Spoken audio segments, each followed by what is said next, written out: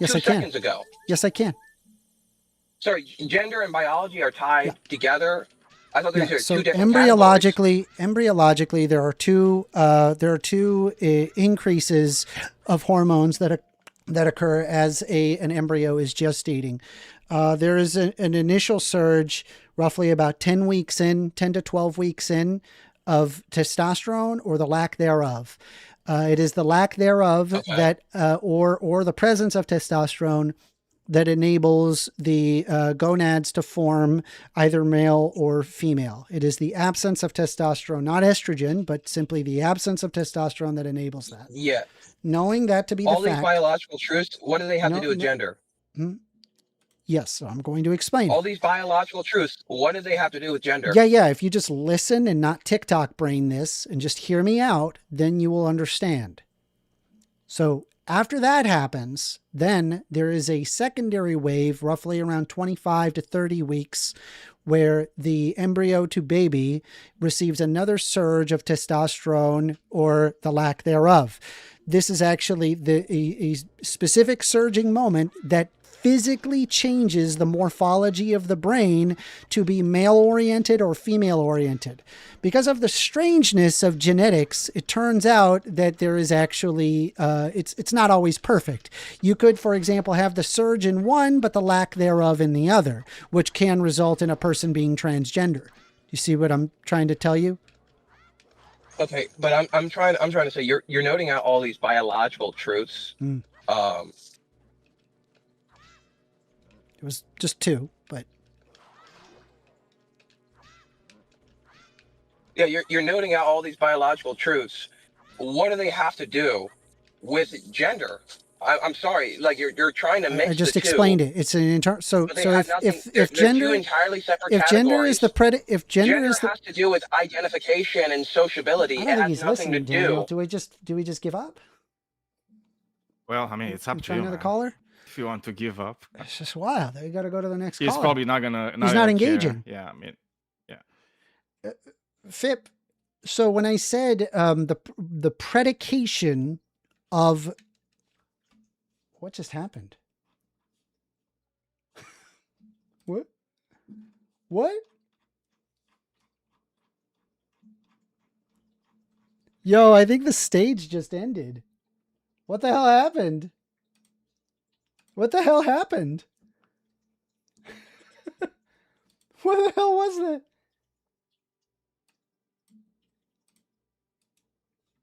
What just happened? Hold on, I think I can invite Daniel to speak. Dude, I don't know what happened. The channel just ended. The whole thing just ended. Somebody got butthurt or something. Did someone just end the stream? Kinda looks like somebody got butthurt. Square, you gotta check the logs. What in the world was that? What happened there? Wasn't me. Check the logs. What does it say? Who ended the stream? That was weird. Yeah, that was super weird. All right, well, it looks like people are collecting in. If you guys like this kind of content, like this kind of conversation, please consider hitting a like button on the YouTube video and subscribing if you like my content. I appreciate y'all very much. Thank you. Thank you. Well, I guess I'm going to open up the phones for just a moment because it looks like people are just kind of quietly collecting in. So we're going to turn off Do Not Disturb. If you want to call in, now is your chance to do so till we wait for other people to show up. Phone number is 202-998-5218. I do want to hear the people from the politics Discord. We're currently on the big politics Discord. Okay, we got a phone call. Here we go. Oh, you're on the line with 1stAmender. Ooh, am I not? Hold on. Give me 1 second, caller. I have to turn on the stream real quick. My apologies. Okay, so everybody in the stream, click who's in the audience, click the live so you can hear the. Oh, and by the way, Amender, just so you know, like Eskimo. Okay, well, I wanted to add. Okay, let's start here. So I want to wonder. My name is Joe. Joe. All right, Joe. What would you like to talk about? So I'm wondering, is the only reason that you're concerned about gender is because of the self-identification portion, And if that's the case, is that the reason you're going along with it is because you don't want to be a bad person and you want to be a nice person? No. I find that the facts of a matter, the reality of something is more important to me than anything.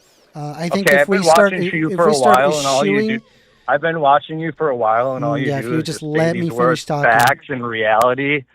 I don't need your words of facts and reality. Just give me the reason. I don't. Your words of facts and reality doesn't grant whatever you say as legitimate. It's not. No, it's not what I say is legitimate. So here's what happens. Then don't use the word. Is that if I disagree with something, right? What I'll do is I will appeal to people who are well studied in the field. Say why it's wrong. To determine whether or not it is correct versus incorrect. You're wrong. Facts.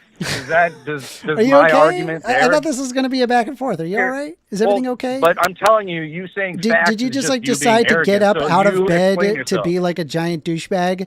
And you're like, I'm going to be a giant douchebag today. And then I'm asking you a question. You can't seem to answer. You're not addressing it all or even letting me talk. So no, we're not going to have a polite conversation. I'm going to come in. I'm going to start railing on you for not letting me speak. You don't even know what the fuck my point is. Okay, here we go. So I'm interested in what the facts of the matter are. What does the truth say? What can I appeal to figure out what is correct versus false? Again, just reverting to freaking your arrogance. I don't care. Give me the reason. Yeah, I think facts are important. Why you say it's facts. I don't care about you saying facts. Why do I think it's facts? Okay, I think that people who are well studied in a field are going to know more than some right-wing chud or Twitter or YouTuber or whatever. What makes you better than me then? Wait a second. You don't even know. I'm not better than you. But the difference is that I will appeal to a scientist or people who know what they're talking about insteot of just some random chud or own views. You can't. No, I can. I just appeal. I don't pretend that I'm the smartest person of all time. I don't know all facts. Okay. So what I do is that I appeal to people who know what the fuck they're talking about, and then I listen to them for advice on these things. That's how it works. Because they know more than me. Supposed to find any of these credible? Why am I supposed to find all this credible? Any of these things? What? Scientist isn't a freaking religion. It's a process. What are we talking about? You're correct. Yeah, it's a process. I agree. To so then why do you keep bringing it up like it's a religion? I'm not. I'm bringing up how it's a way that we find facts and information about the world. Give me the reason why you find because facts are important. I think if we eschew facts, we destroy all of society. The very fact that we are able to talk, the very fact that we are able to talk to one another across the world. I don't know where you are at. You sound like you're in the United States. I'm in the United States as well. We're several states apart, and here we are. We're somehow able to talk to each other without the usage of letters. Can you get to your point? Because I don't have much time. Well, I'm appealing to the fact that science has an ability to provide us things. Science is the process. And it shows, science is the process. And science has shown efficacy in that it is correct. What you're doing is you're using the word science as an authority rather than actual process. Well, I mean, I could give you the specific sources. There are arguments in these papers. Did you know that? And explain to me why I would find those sources credible.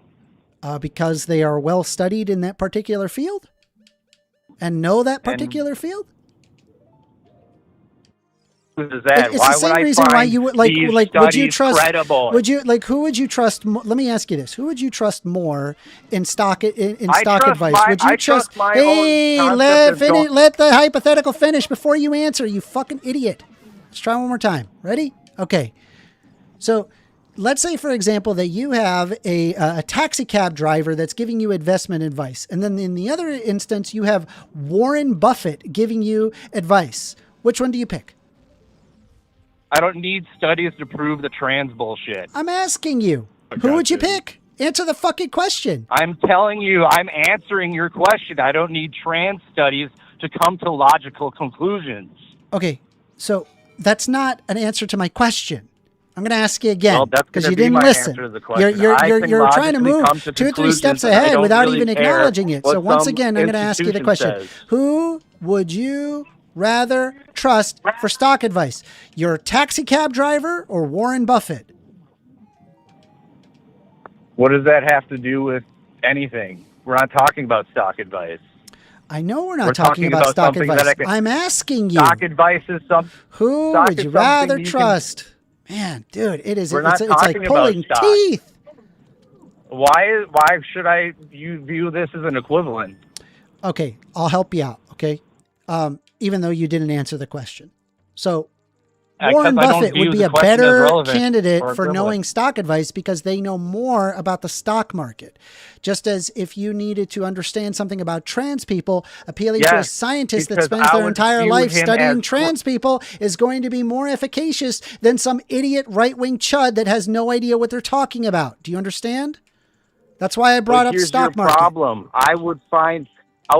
I believe his stock advice because I actually view that as credible. I don't view any of the crap in the trans psychology bullshit as credible. Okay, what about the neurobiologists? You haven't provided a reason why I should. What about the neurobiologists? What about them? All you do the neurobiologists acknowledge the difference between trans people. They understand that exists. Doesn't even prove your point. What about the endocrinology? Prove your point what about the sociology? Dude, what are you talking about? He's crashing out. Holy shit! And even with it, hey, if this is the case, why don't they use? We got to move on, man. We got to move on. We got a lot of people that want to talk. Trans. It was good talking to you, Joe. You got ruined, you bitch. I got ruined. You got ruined, oh, you man. bitch. You know what? Regardless of the fact, enjoy your 600 views, you fucking retard. Woo! 600 views. I'm sure you're making that paper. Good talk. Bye. I don't know why they think they have like a good show when they're doing that. It's like the only thing they're showing is like they're just morons. God damn it. All right. Why would you do that to yourself? Denies science. All right. It looks like Eskimo has been patiently waiting to speak. So we're going to invite Eskimo to the stage. By the way, if you are new here, or rather, if you're new to this, hold on, I got to put on Do Not Disturb. I'm so sorry, caller. I have to reject you. We're inviting Eskimo on the Discord. Eskimo, you are being invited to speak. Come on up. By the way, if you guys are new, consider checking out my channel. Hit the like, hit the subscribe if you like this sort of content. You like to hear debates. I am a progressive YouTuber. I want to hear what you guys have to say. Anyway, let's... I'm sorry. Sorry about Something happened. I don't know. No, it was me. I disconnected that time. That was my fault. I did that. All right. All right. Eskimo, you're being invited to speak. What would you like to talk about? Can you hear me? I can barely hear you. It sounds like you're on the other side of the room under a pillow. Yeah. All right, but you're saying it's okay. No. You need to fix whatever is going on. There's no way we're going to have a conversation like this. All right, let me go get these headphones real quick. All right.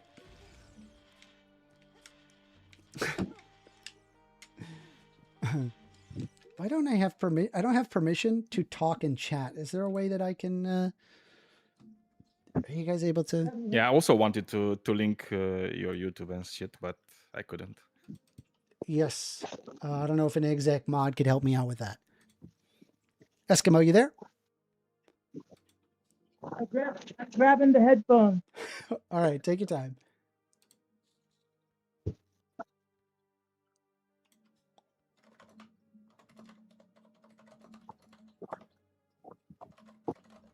How far are you from 100% on the game? We're doing great. Look how many hearts I got. We're slamming this game out of the park. Oh, that's a lot of health. That's a lot of health. I'm waiting for Eskimo. Eskimo, you there? It's probably gonna take a minute or two.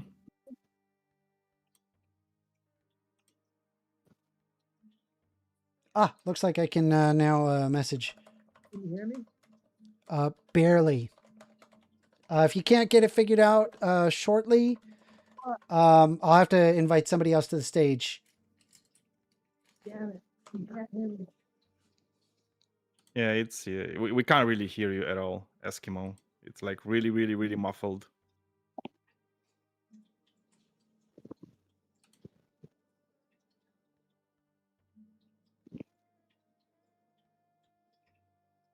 All right, I'm going to move him to the back down. We're going to try somebody else, okay? So I saw John Doe wanted to speak. John so we're going to Doe, go ahead and invite John Doe. Come on up, John Doe.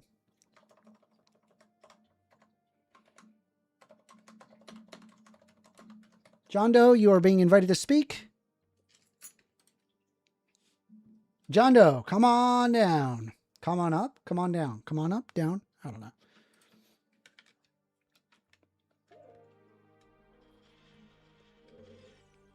Hello, hello. Hello, How's my John. voice? How you Coming doing? clear? Yes, I can hear Good. you How are you doing? perfectly. Excellent. First Amendment. Do you know what a gonachoric species is? Gonachoric species. No. Teach me. Gonachoric. Teach me. People that don't understand chemistry or biology or physics, that can be easily bamboozled with alchemy and astrology and gender ideology. Mammalian species occur in two sexes, male and female. We're not toads, we're not lizards, we're not clownfish. Yep. Okay. Clownfish, 2% of fish can actually change their sex. Yes. Their ovaries change into testes.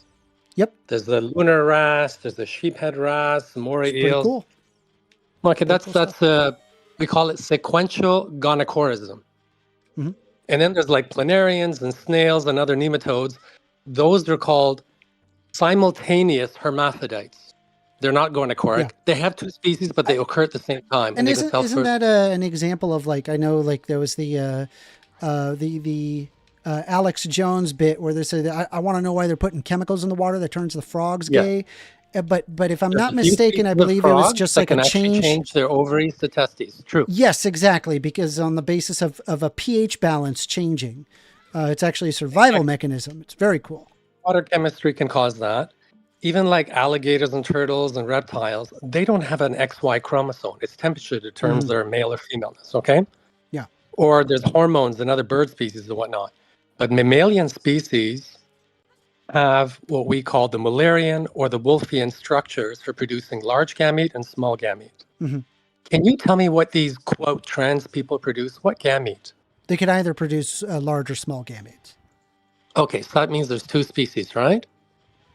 No, it's one species. Okay, one species that produces two sexes within that species? Correct. Okay, so what is this third category you're referring to as, quote, trans? Are you conflating sex and gender? They're the same thing. They are not the same thing. Those are different things. They absolutely are. Nope. Scientifically gender speaking, mean? they are different things. No, they're the same thing Nope, because... you're wrong. You don't know what you're talking about. Where does the word gender come from? Like literally I just flashed, I think it was about over a dozen studies for people to look at, to be able to observe that gender is different from sex, scientifically speaking. Okay, so then you have then you don't have a failure condition. You don't have a failure condition. You're like, I don't like facts and I'm not going to study facts. The fact is that the science disagrees with you, and you need to acknowledge that the science disagrees with you, and you can either correct your assumption or be wrong. Excuse me. Do we agree that mammals are a gonachoric species? Yeah, once again, you're conflating sex with gender. No, those are different things. Biology will destroy your entire argument within 30 seconds. Let's try it one more time. I'm going to try it one more time. We're a gonachoric species that occur in two sexes, male and female. If I say right now that's that I'm a black not lesbian changed. who's 6 years old, am I really changed. a black lesbian that's 6 years old? That's not changed. And also those are not the same thing. Talking about gender and sex Absolutely and race are completely different things. Huh? Sex is much more important than age. Can I be trans age? Hold on. Can I be transracial? All right. Give me a moment. Oh wait, you already said that the studies don't matter to you. Robert Stoller, okay, a sexologist. You already said studies don't matter to you. We have junk science All right, from junk scholars that have good the whole talk, moron. Google Good talk, moron. You have no idea what you're talking about. All right, I have to move them back down to the stage, sadly. Sorry, John Doe. You won't acknowledge basic facts, and you already said that multiple studies. It doesn't matter the amount of studies that you are provided. It will be wrong no matter what. And so under that basis, you are beyond help or facts. And so we're going to move on to the next person. I'm going to invite Eskimo one more time. Eskimo, we're going to give you one more shot, okay?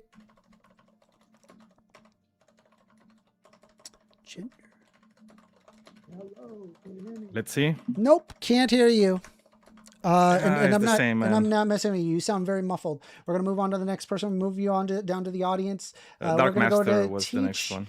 Teach kids. No, Dark Master actually waited a bit longer, I think. In the. Oh, I'm so sorry. I'm so sorry. Yeah, sorry, Teach Kids. Dark Master. We're gonna bring in Dark Master. Keep your hand up though, Teach Kids, because I do want you to speak as well.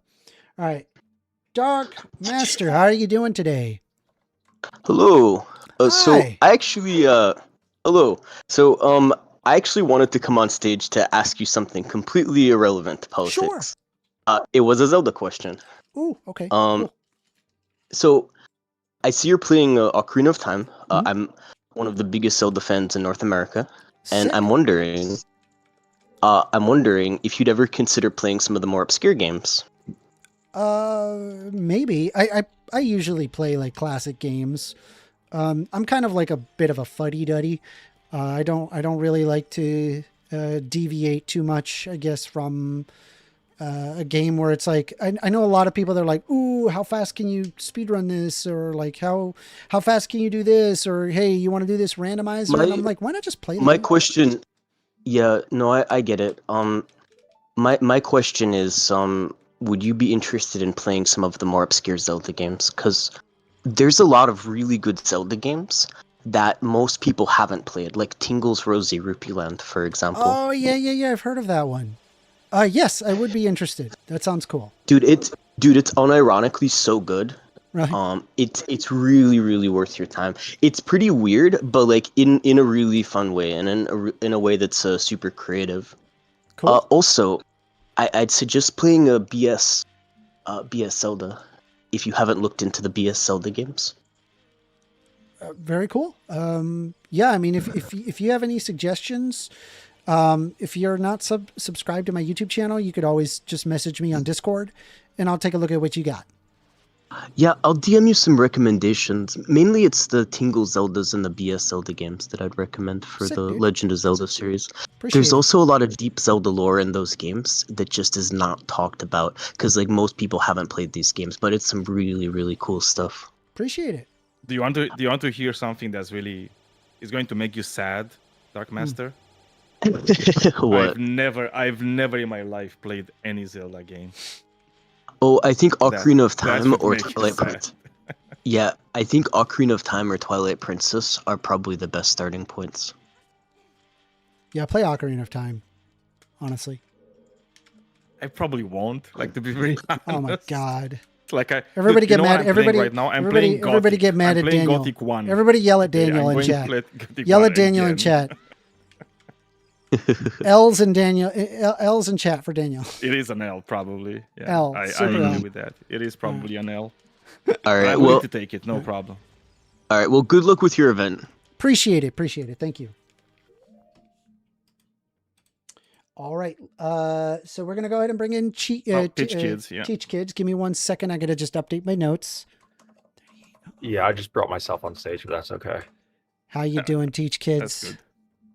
Yeah, I don't have a lot of time, so I'm gonna like keep it short. Also, I just think there's like value in brevity. Give me a second. I gotta turn my volume down because like Silk song's playing in the background. That's cool. It's cool. Anyways, so this is less of a question and more just like a really cool talking point that I thought of myself, and I'm very proud of it, and I want to share it with you guys.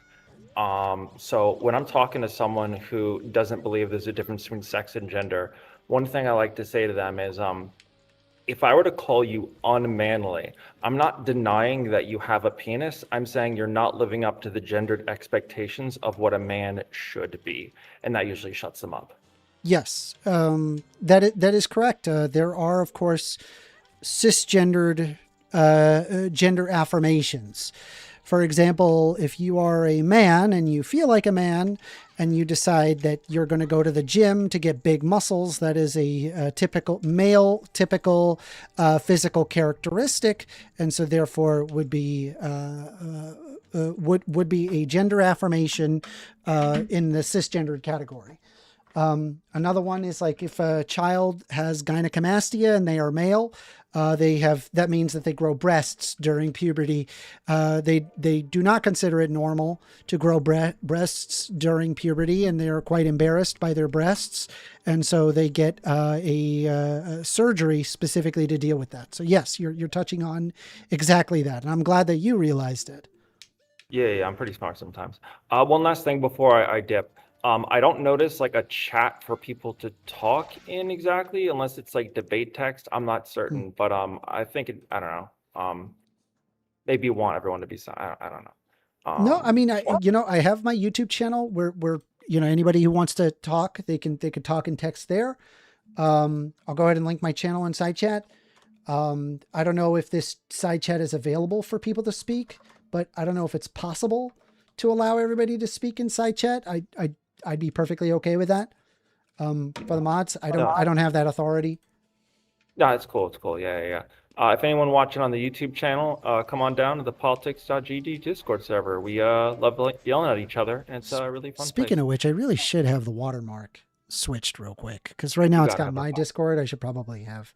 You gotta have a fucking watermark, dude. You gotta do it. Anyways, I'm gonna head on out. Have a nice one. Appreciate it. Here, let me just do a quick. We're going to do a text. Give me 1 second. Let's teach kids, everybody. Main care. Give me 1 second. Sorry, just give me a sec. I will do a quick add. We'll add the text, and then it's going to be called Politics Discord. It's going to be called Discord. Or you want to cover the other one? Is it just politics? It's really fancy. I have no idea. Probably. Probably. Yeah, but I have no idea. I'll do Bebes New. That's my favorite font. For those who are not aware, Bebes New. And I'm just gonna quietly. Oh, I have it locked. Hold on. Where is here? We're gonna just put that. You can just cover it. Yeah, we're just gonna put that. Oh boy. Well, we're just going to put that there for now. There. I'm sorry. I know it's a little ugly. But... All right. We're going to take the next person. It looks like we have Chairwoman who would like to speak. Come on up, Chairwoman. You're being invited. Hello. Hello, Chairwoman. So, as a Marxist myself, I wanted to ask... I see on your profile you are pro gun control. Do you believe that how do you believe a revolution would happen without firearms? I don't want a revolution. But if a revolution should happen, I think it should happen through peaceful means. I would follow like Martin Luther King's strict peace mentality. I think it is possible to have revolutionary change without violent protest. So you're a social democrat? Yes. Okay. So what makes you view social change via peaceful means, like a social democratic system like Zohar Mandani? What makes you view that as the most reliable way for change? Why do you view it as reliable? I look at things in terms of outcomes, and there's like an underlying value system that I hold, which is basically like if people could live their life as they see fit, they would live a more satisfying life. I don't want to delve it down into just pure hedonism, because a lot of people, I thought of, well, what if, for example, that we could have like, I don't know, heroin satiation machines where like everybody is satiated through heroin from beginning of their life to their end. And so I realize like happiness alone is not really what makes people like a better world, I guess. So I realized hedonism is not the way to go. Instead, I started thinking, what is it that people really look at? And what I came to the conclusion was not happiness, but satisfaction, leading a satisfied life. And this is going to differ per person. So understanding that it's like, okay, what society is required, what things need to happen in society to make it so the most amount of people can live a satisfying life. And I think like if things like, you know, your basic needs are met on the Maslow's hierarchy of needs, you can strive for higher desires and lead a more satisfying life. I think like overcomable obstacles are very important, just like from a psychological standpoint. These are all things that I realized lead to better outcomes. And so I argue that social democracies have the highest quality of living standards, which means that I am in favor of that. But what is preventing the bourgeois or the elite from just taking back power? Like you could see with Donald Trump or these populists in different countries, they're able to easily grasp power via democratic means. And, I would get rid of Citizens United, have more worker unions and union representation, and ensure that government protects unions, and also at the same time divest money from politics, not only from the way that it is funded, from PACs to super PACs, that our U.S. government needs to receive a certain amount of allotted money for campaigns and nothing more. It can't be tied to a corporation. Okay, so can I add something? Can I add something? Because I like look, Amender he's a liberal. I'm the socialist of this couple, and I think it's important to note that when Amender says he wants, gun regulation, he doesn't just mean no guns. That's very different from what he actually says. And if you want a revolution, like to be very frank with you, the Russian Revolution happened when there were like a lot of restrictions on guns in Tsarist Russia. So, if people want to have a revolution, they will have a revolution. Of course. I just assumed that that role meant like complete outlaw of firearms. Complete dismantlement of firearms. He doesn't mean okay. He doesn't mean. He just means like if have some regulations so you don't get like as many school shootings, basically. Yeah, exactly. Oh, okay, I see. That was a nice conversation. I was just curious about the role. Appreciate it, Chairwoman. Thank you. Thank you. I don't know how to get down from here. I got you. Don't worry. All right. Hold on.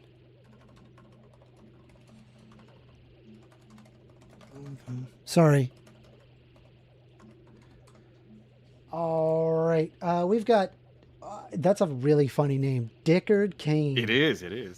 All right, Dickardcain, you're being invited. He's a brother of mine, probably. Dickardcain. Yeah, you guys like it? Can you hear me well? Yes, I can hear you, Deckard. How are you? For the sake of the discussion, I'm going to call you Deckard, not Dickard. That is totally fine. I made this a long time ago when I was playing Diablo 2 religiously. What would you like to talk about? I looked at the Google Docs you have. I wanted to see what you thought about or what your position was on the first topic, the trans women are women and trans men are men. Yes. Trans women are women by gender and trans men are men by gender, specifically. The sex never changes. Okay.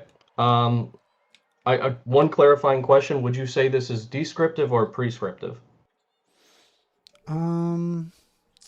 Like, is this like how it is, or is it? That statement is descriptive. Okay, it is cool. Describing the way something is, not saying things ought to be that way. Okay, yeah, cool. I figured it was. I just wanted to. I don't want to mix up anything before we get into it. So then you're going by the gender version of it. Okay. Is gender to you is a social construct? Some of it is, not all of it. Okay. I think like the predication of gender is actually neurochemically constructed, but there are numerous things that are socially constructed. For example, like, I don't know, smoking a cigar. That's a pretty manly thing to do. Is it social that men happen to, like, we don't have like an allele frequency that says, you know, men, thou shalt smoke thine cigar if thine connecteth Y chromosome. Yeah, right. I gotcha. Okay. So like that's social. But I also think that there are male typical and female typical brains, and some of that is actually formed just post embryonic stage and into a newborn baby stage, the formation of male typical or female typical brain, and it even proceeds further into puberty. Okay. So let me just, I just want to make sure I'm not like, I'm not strawmanning your position at all. You're saying, so gender is a social construct, but you believe there are biological factors to it. I'm saying that some of it is, some of it is not. Okay. So then when it comes to the description of it being a social construct, what portion of it do you think it's just the roles? How do you assess what is biological and what is we would have to observe some sort of biological implication for the reason why somebody behaves a specific way. I know, for example, boys tend to prefer things that crash, fighting, trucks, for example. Women tend to prefer dolls. And it turns out there's a further, a lot of people will say that this is entirely socially constructed. It is not. There's actually biological imperatives. What don't know? Oh my God, Big League Drew just donated $4.99 through Super Chat. $4.99 through Super Chat. If you think there are sex typical brains, are there ethnic typical brains? Why or why not? Are there ethnic typical brains? Why or why not? Big League Drew tipped I don't know why it's doing it twice. $4.99. And it turned out overwhelmingly the males played with the truck and the females played with a doll. Overwhelmingly, like it was like 99% of the time that was the case. So understanding that the rhesus macaques do that, so as well do toddlers. So we know that this is far older than something that is socially constructed, for example. That would be an example where it's like, we may assume it's a social construction initially, but then when you study into it, you find out, oh, this is far more biologically constructed than you would assume. Okay, so then you're saying because we have these kind of predetermined things towards specific roles, or at least specific, I don't know what we call it, symbols of masculinity and femininity. So you're saying that portion of it is what is biologically driven, and then kind of whatever other outliers would be the social aspect of it. And mind you, like, that's also a part of gender, right? Like playing with trucks or playing with dolls. That's a gender specific like trait. Now, are there boys that can play with dolls? Sure. Are there women that can play with trucks? Yes, also true. Like there are masculine women and there are feminine boys.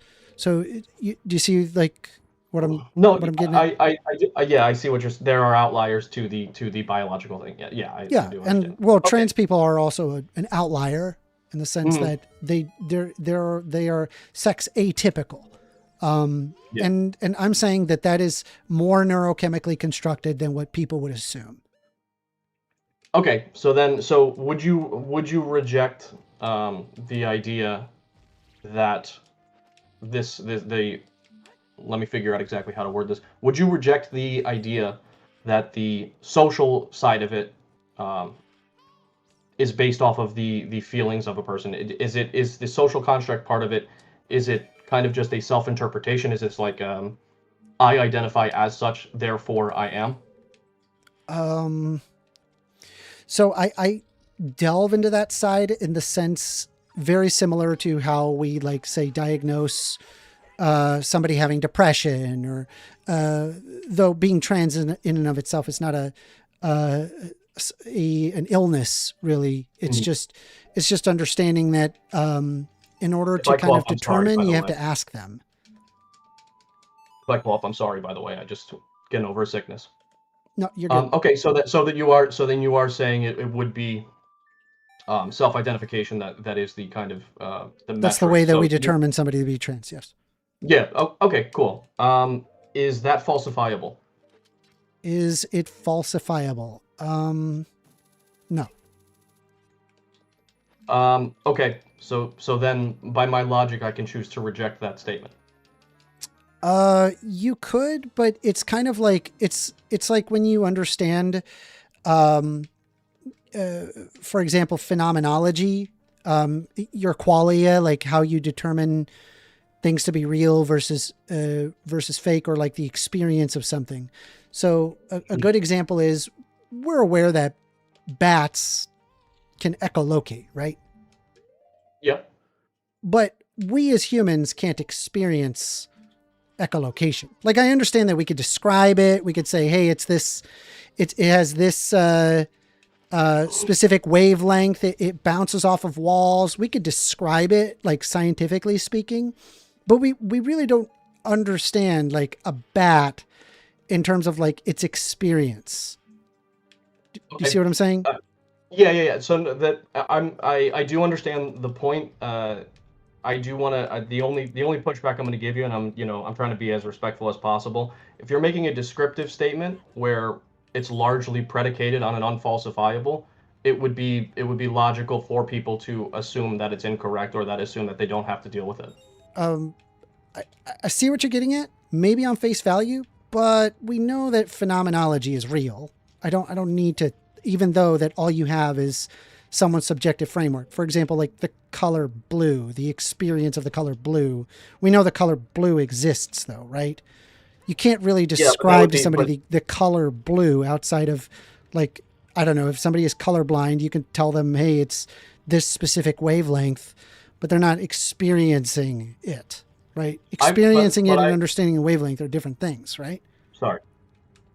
Yeah, I agree with what you're assessing. You're saying, well, the person who is experiencing transgenderism experiences it in some way that we can't comprehend if we're not experiencing. Is that kind of what you're getting at? I'm saying that a trans person is experiencing something which we know is true under the basis that we can exhibit it in someone's brain morphology, and as well as hormonal differences or embryological differences. All of these are factors into what causes someone to be trans, but you yourself don't know what it's like to be trans, for example.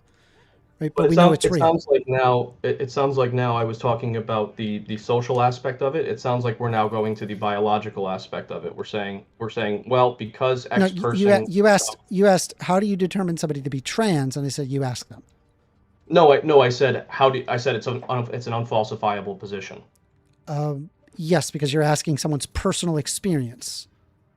Correct. So if I choose to reject it, there's no reason anyone should argue with me. It's an unfalsifiable. Well, it's incorrect to assume that it's not a thing. I guess you could have doubt into the person, but it doesn't mean, like, I don't know, transness does not exist or trans people are invalid or anything. It's just you're doubting that one person, I guess. Am I tired right now? Are you tired? I don't know. Are you tired? I don't know. Maybe. Am I tired? I don't know. I would have to ask you. Are you tired? Yeah, maybe. I could be wrong though. Okay. Have some coffee. I'll guarantee you're not tired. Okay. Well, listen, that's all I needed then. I appreciate it. And, all right, good talk, Dickard. Yeah. Or I appreciate it. Have a good night. See. His name is Dickardcain. I wasn't being a dick. I swear.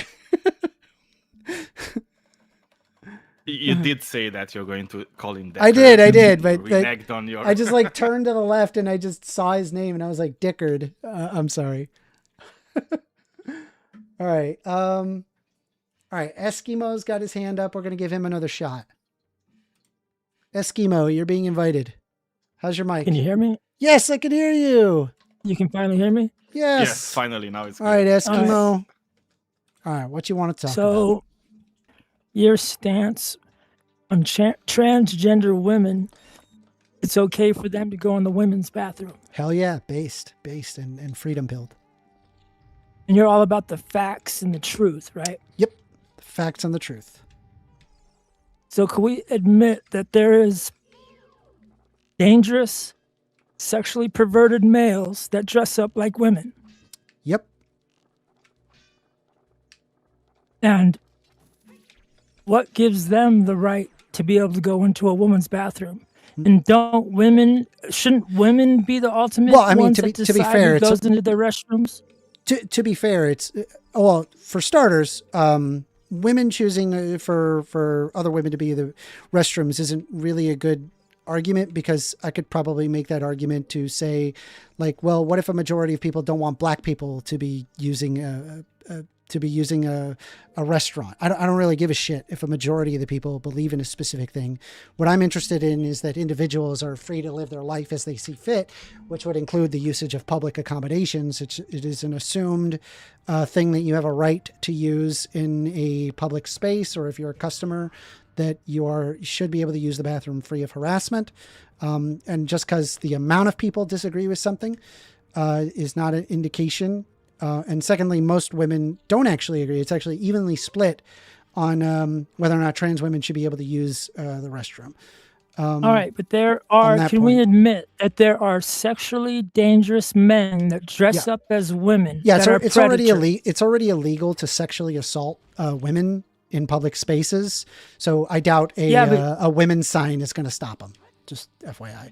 And also just FYI, no, because a majority of women that are assaulted, even by a per capita basis, so you can't use population as an argument here, a majority of them are sexually assaulted in the women's bathroom by cisgendered men. So that's trans women are not your problem here. If you wanted to reduce sexual exploitation of women, you should blame cis men, not trans women.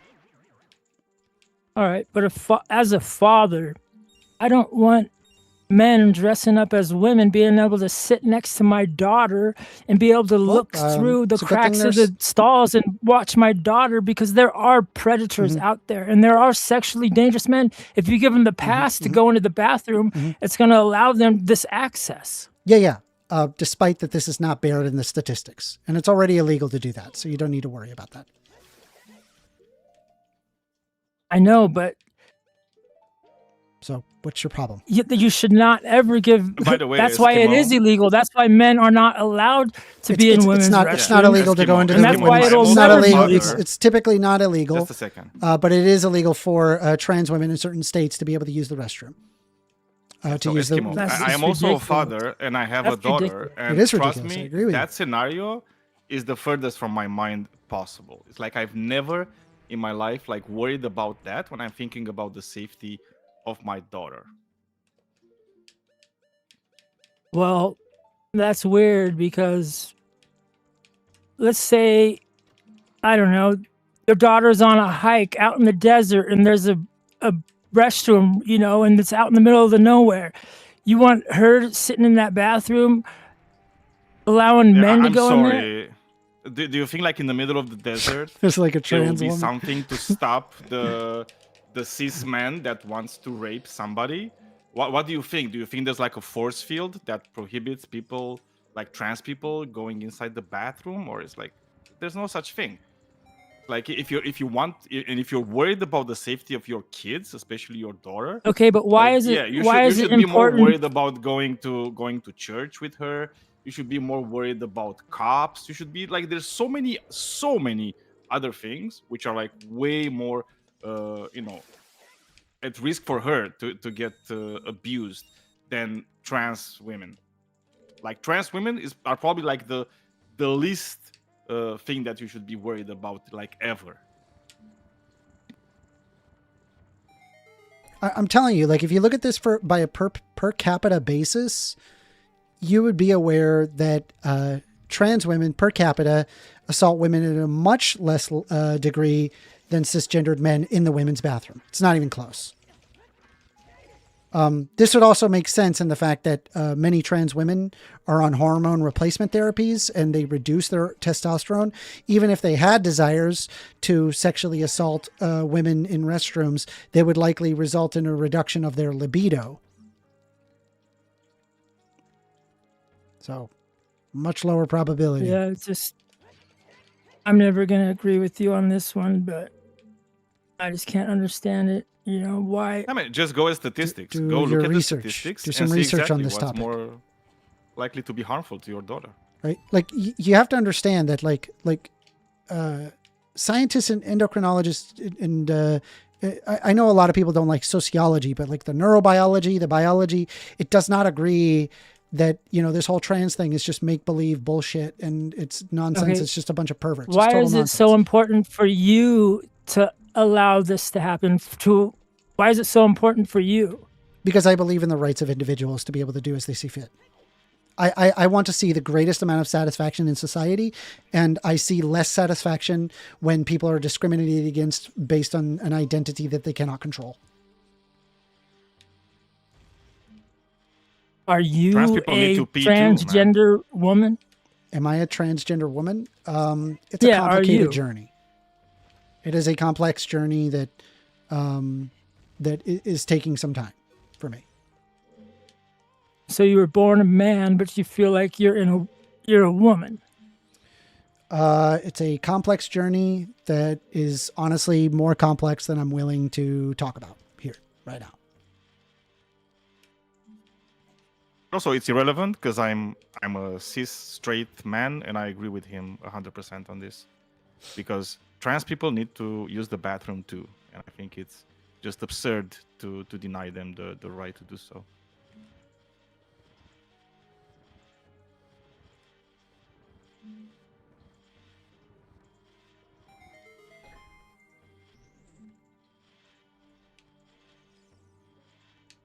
Did you have anything else for us, Eskimo?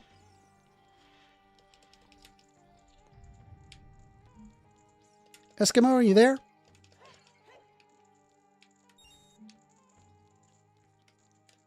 It appears that Maybe Eskimo has dropped off the face of the earth. We're going to go ahead and move off.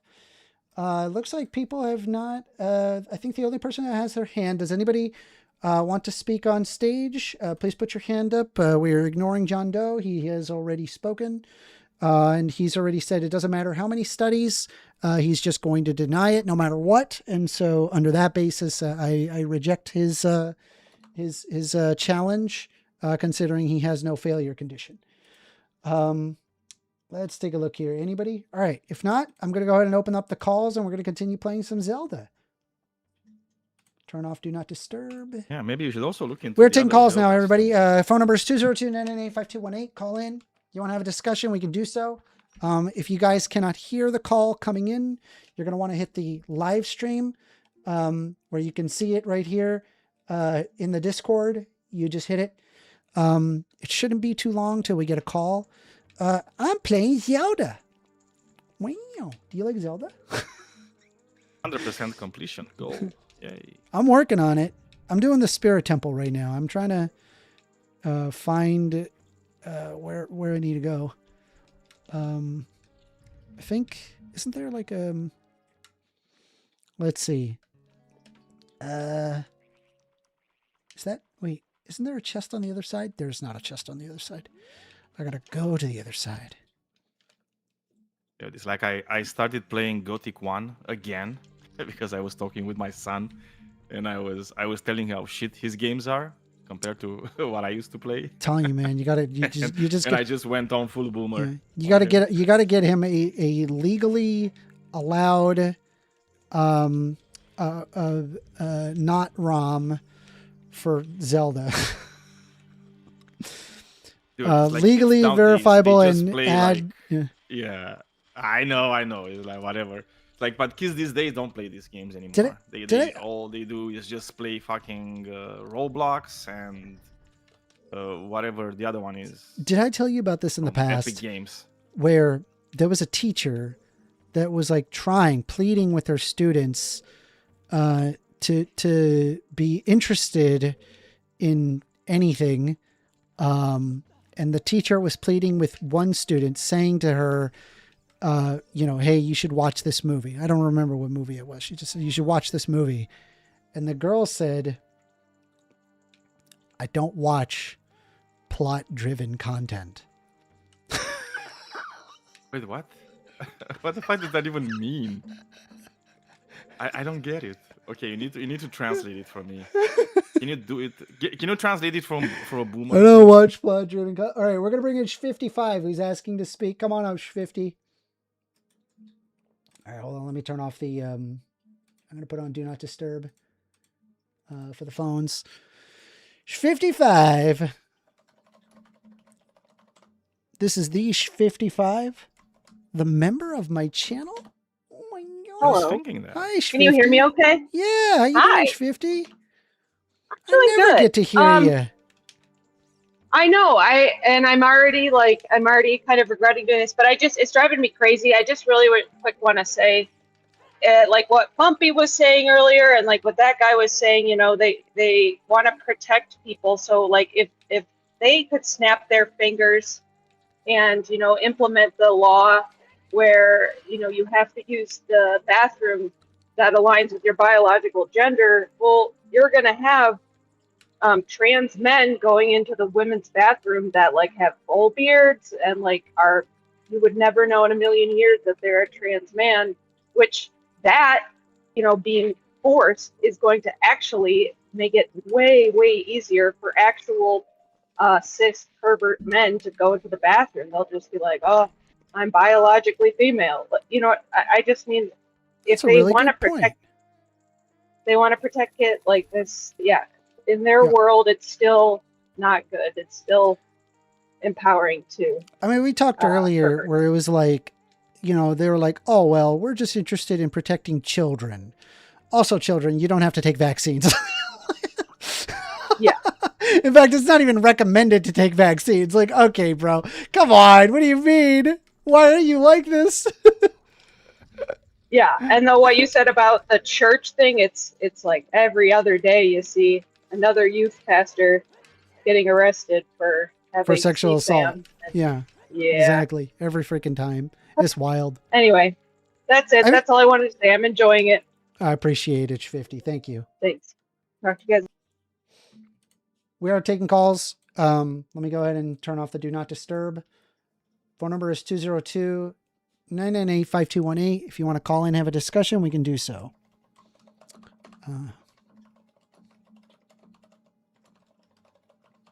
Plot-driven. What did you say? Plot-driven. I don't watch plot-driven media. Dude. Yeah, I don't know what that is. It's like, what does it mean? John Doe is trying to come out, but we got Hayek Enjoyer. Since they have not spoken, we're going to bring up Hayek Enjoyer. Morning, can you hear me? Hey, Hayek Enjoyer, how you doing? Very good, thank you. I've never done that before, so I don't know if I'll be good, but... No, you're good, you're good. It doesn't have to be, like, combative, We could just have a conversation. Okay. Cool. I wanted to ask your opinion about, like, Muslim immigration into America, especially given the current situations, like what happened today.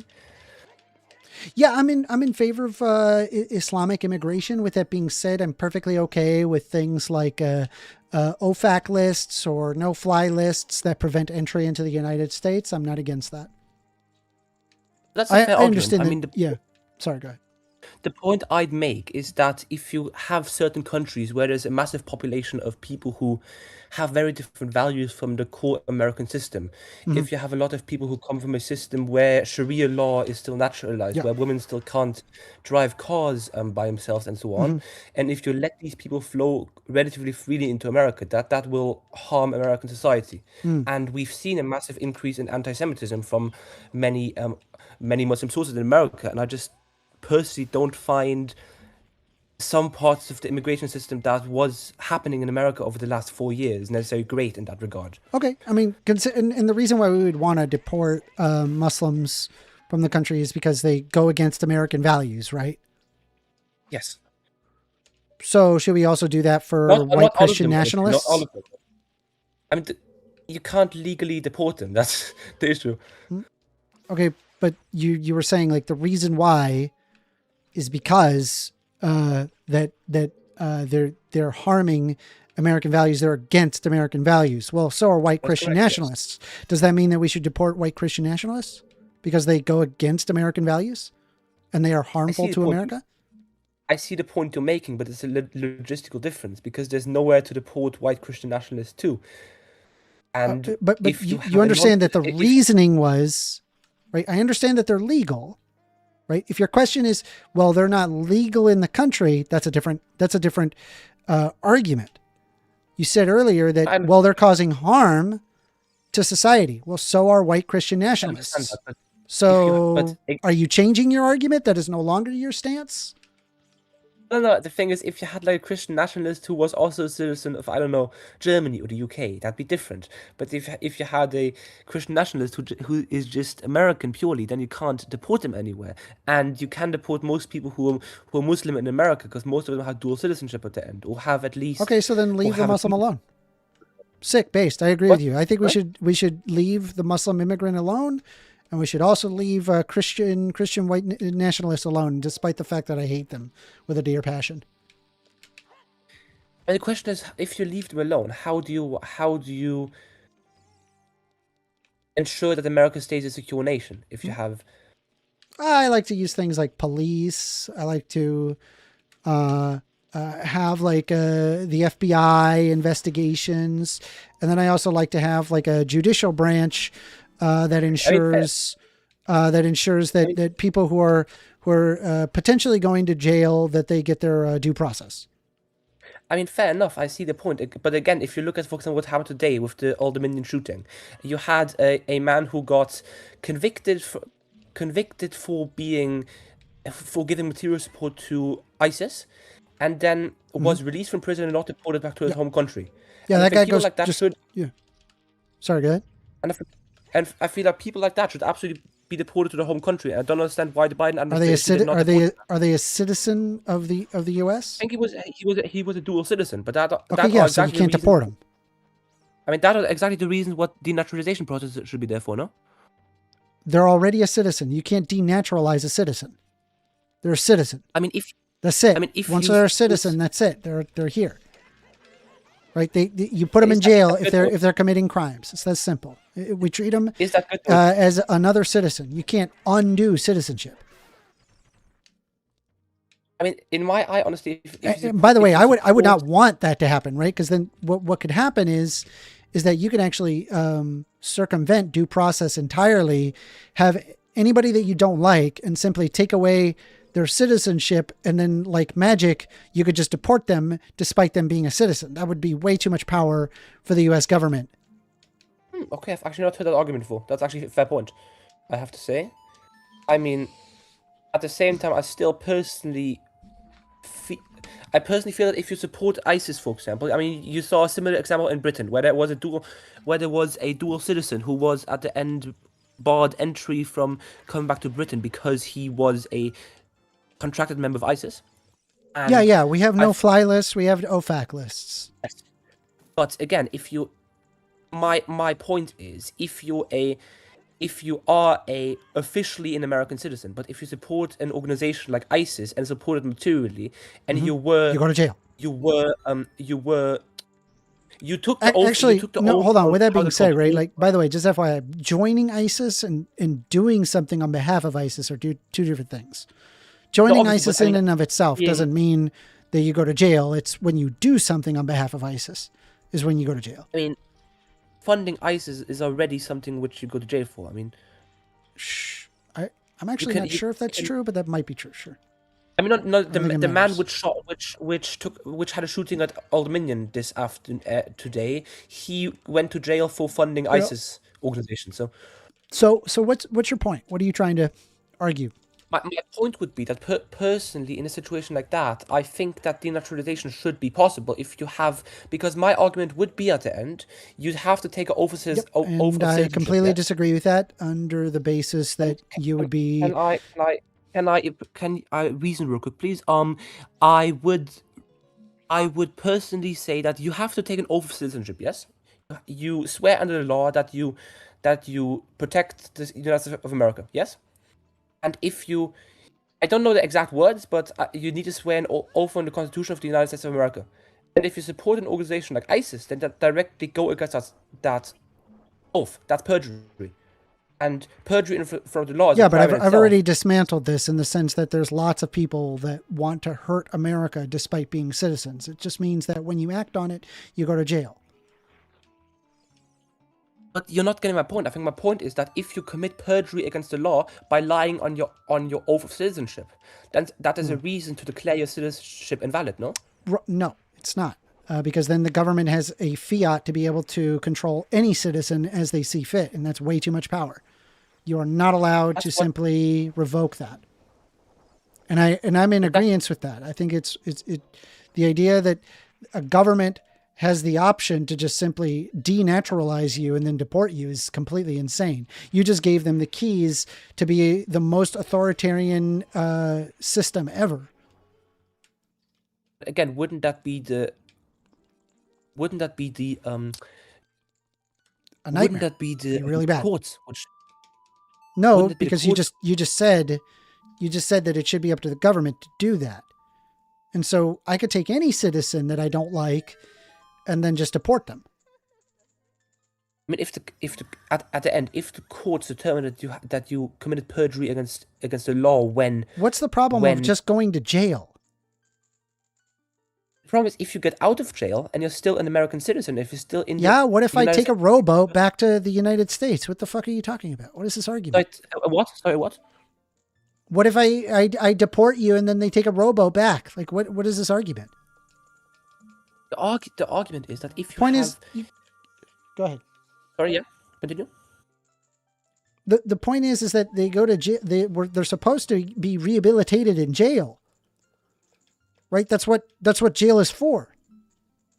I mean, the majority of people in jail committed over 20 crimes. Yes. So I don't think rehabilitation works the way it's supposed to. And? Yeah, I mean, I think there's socioeconomic conditions that enable that. I agree. And I'm not... We should help communities where there's increased crime. But the point is, why do you want a person who has ISIS ties to stay in America? Why would you not agree that it is better for him to be denaturalized? Because I don't want the government to have control to just denaturalize somebody. That's insane. That is what the judicative is there for. That is what the judicative is there for. Yeah, I don't want that to happen. Because we already are observing the justice system completely commandeered by the Trump administration, and I wouldn't trust any other presidency with that. Let alone the Trump administration. I don't want any politician to be able to denaturalize people they don't like. Again, if you have a clear evidence that a citizen is a member of ICE, not ICE. For goodness sakes, we're already having this problem with the concept of terrorism. Did you know that? If you have proof... Did you hear me? I hear you, but again, if you have proof that a dual citizen is a member of ISIS, why would you not denaturalize him? What is the argument against that? I don't understand. I've already explained why. I've already explained why. I don't know how else to communicate it to you any clearer. I don't want the government to have that much control. It's like if I gave the president control of the Federal Reserve. It's way too much power. There's a difference between the president and the judicative. Yes, I wouldn't want that process to be revoked. Once you're a citizen, you're always a citizen. Simple. Again, if you lie on your oath of citizenship, isn't that a direct violation of the oath of citizenship you took? I don't care. That's okay. So you don't care about perjury. That's fascinating. No, I just wouldn't denaturalize somebody to do it. To deal with the problem. You have a very weird way of going about it. I would use a more effective way of going about it. Just put them in jail and be done with it. So you would rather have a active member of ISIS in the US than deporting them and denaturalizing them? Yeah, I would rather them be in prison if they're a citizen of the US. That's correct. All right. I don't think, I'm confused where you're coming from, because again, I've already explained it multiple times. I don't know why you're still confused. It seems pretty logical. Daniel, am I explaining things right, or am I crazy? Well, I think he's coming from a different way of looking at things, where he thinks that the government should be in the job of just declaring something a terrorist organization and then just denaturalizing people that I think like mind you, like they're already like looking at their enemy. Like they labeled Antifa as a terrorist organization, and it's like that's my biggest problem, right? Imagine tomorrow, like the Trump admin just says, "Oh, you're a Democrat." Well, we just designated the Democratic Party as being a terrorist organization. So if you agree with the, with the Democratic Party, then you're a terrorist, right? Because it's by definition. Yeah. If I defined it total that way, nonsense. it's by definition. So then it's like, what is going to happen? It's like, how much power are you willing to give the government, right, over you? Because this is where it's going to go. Like the best solution is like, yeah, cool. It's like you can come in. There's rules and regulations, for the people that can become citizens of a country, and it should be like a fair way of doing it, like for everybody that wants to become a citizen. And then, that's why you have the CIA, you have the FBI, you have all these organizations that should be in the job of keeping the country safe, understanding when somebody is, going to be dangerous and putting a stop to it, if that happens. And whenever somebody does a bad thing, just put them in jail. So we already have like all the mechanisms to actually deal with these things. I don't know why denaturalizing people should even like come into the conversation at all. I agree completely. Again, that's not. I see the point. But again, if you are a member of ISIS, and if you also entered an oath of citizenship, you lied on your oath of citizenship because you did not protect the values of America. So directly lying in your oath of citizenship. Yes. I understand what you're saying, what is the oath? And I just agree to disagree with you here that is a meaningful way to deal with that. Jail also, seems in the oath, I don't think it says anything about the values. It probably says something about the Constitution. Do you have anything else to provide? I mean, because we've been hold on. We've been going in circles. We've been talking about this, saying the same thing over and over to one another. So, do you have anything else? Not really. I'm just still surprised that you don't see perjury as a crime, which would. I did not say that it's not a crime. Right? I just don't think that government should be denaturalizing citizens. I think that's insane. And you seem to agree with that. You seem to even say that, oh, that makes sense. I understand your argument. I mean, I see your argument. I just disagree with you. That's the point. All right, well, good talk. Okay, another thing. If I'm interested, if you have another talk like capitalism or socialism, which of the two would you? Capitalism. I like capitalism with social safety nets. All right, then we kind of agree on that, probably. All right, cool. Then I don't think I have anything else to talk about. Thank you very much. Good talk. Thank you. Filthy capitalists. What do you want? Don't get mad at me. And who should I get mad at? If not at the capitalists, come on. I mean, dude, I'm okay with the game. I'm pretty good at the game, but I would prefer that people don't have to play the game in order to survive. That's all. All right. Let's see. Anybody else have their hand up? I know John Doe. John Doe is itching. Look at him. He's raising his hand, lowering the hand. Yeah. All right, let's give him one more shot. We're gonna give him one more shot. But here's the thing, right? You need to agree to. He has to. With science, man. Yeah, he has to be able to like acknowledge the science at bare minimum. All right, here we go. Come on up, John Doe. We're gonna give you another shot. Like a vaccine shot. Hi there. Audio check. Tranny. How's the audio? Can you hear me? Tranny. You still sound stupid. Yeah, you still sound back. So I'm still, yes. Sadly, I'm still monetized, and so no, I'm not going to let you just scream epithets like a fucking moron. You actually have to come up with an argument, unfortunately. So we're going to move on to the next caller. We are taking calls. Phone number 202-998-5218. Why don't I go ahead and open it up? Let's see here. I have it on Do Not Disturb. I'm going to turn off Do Not Disturb. The guy's just going to come up and yell, call people trannies. Eskimo is again wanting to speak. Maybe he Eskimo? like on you. We're going to give another shot for Eskimo. Come on up, Eskimo. Hey, what's up? Can you hear me? Hey, actually, we got a phone call, so we're going to take it. Sorry. You're on the line with 1stAmender. Hello. Eskimo. Come on up, Eskimo. Hey, you may want to mute your stream here. It's behind by about 12 seconds. Hello? Hello, can you hear me? Yes, yes. Can I get your name? My name is Phillipek. I am a migrant from Ukraine. I have a question. All right, Phillipek. Yes. What would you like to talk about? Yes, I wonder. You talk about immigration, yes? Sure. I wonder why you speak. You're not immigrant. Why you speak for rest of us? I'm not an immigrant. Yes. Both of my parents are immigrants. They came from Chile. Okay, don't you feel? I mean, I was born in the United States. I was born here in Florida.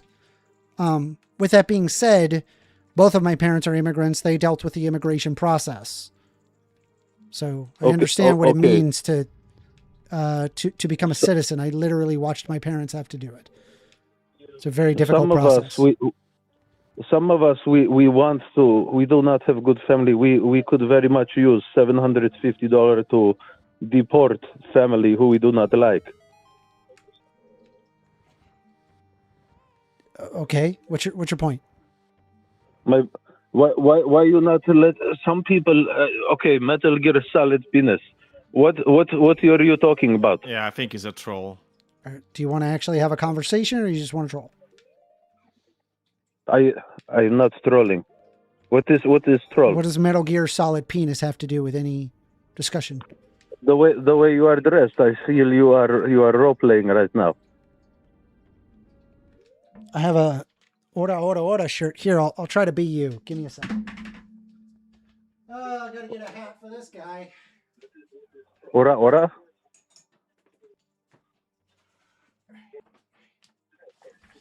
All right, what do you want? The MAGA hat or the tinfoil hat? Which one's more your flavor? I want you to play Cat and Night Joe on Ocarina right now. All right, tinfoil hat it is. All right, now I have blocked the rays. We're ready to go. I'm ready to hear you out. Go. You have blocked the waves? I've blocked what the kind rays. Of waves? The Jew rays, the Jew beams or whatever. The Jew waves, yes. But it is. I have ancestors who in the Holocaust. No. It was very hard to block those kind of waves. Yeah. They even because they control laser. Sometimes you cannot get a LASIK surgery. Mm-hmm. Mm-hmm. Was there anything you wanted to talk about though? Yes, I want to know how you feel about this Iran missile crisis. Yeah, it's a fucking nightmare. I want to know why the Trump administration don't bomb. is exclusively responsible for what is happening right now. It is because of his stupidity. Why do they not bomb Gary, Indiana? Is my question. What? Why do they not shoot missile at Gary, Indiana? I don't know. I don't know. I'm not a defense strategist. Why do they not bomb Gary, Indiana? Is my question. Okay. So what I would like to talk. I very hard. My English not very good. Yeah, I'm not a defense strategist. I'm not a military strategist. I wouldn't know why they're bombing or not bombing something.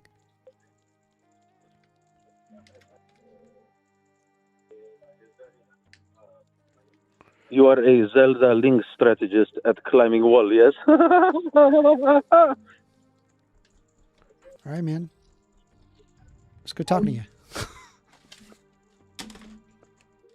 Oh, luckily, there's more people in the fuck was Discord that? that want to talk. What an idiot. I don't know. Let me go back on Do Not Disturb. Hold on.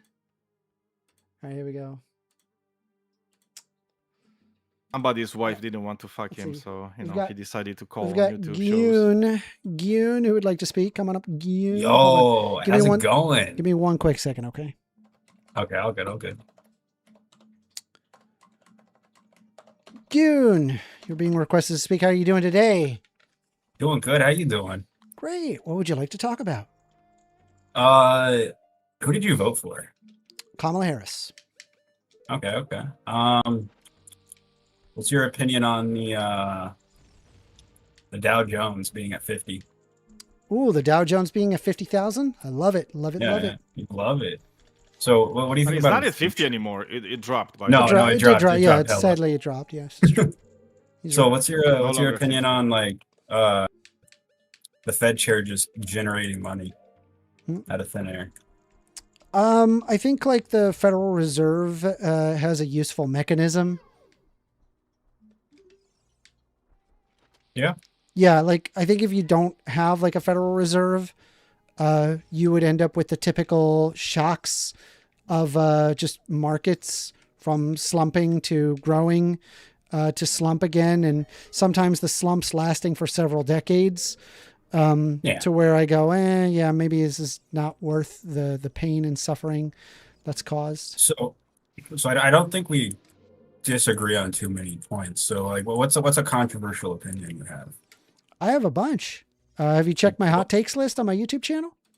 I have not. This is my first time even seeing you or hearing It's you. inside actually. chat. It's inside chat. If you look Inside at chat? youtube.com/@1stAmender, you can also check my profile.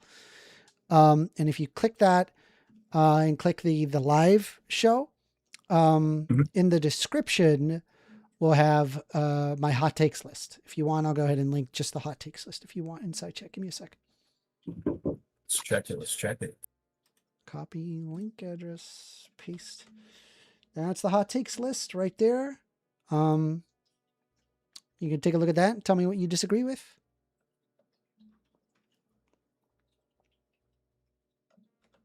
Let us see. Let us see. We got the link. We got the redirect. Oh my god, that's a long link. Sorry. Okay. Well, it's like 100 something, right? Don't even remember It's how much. there though. It should be. I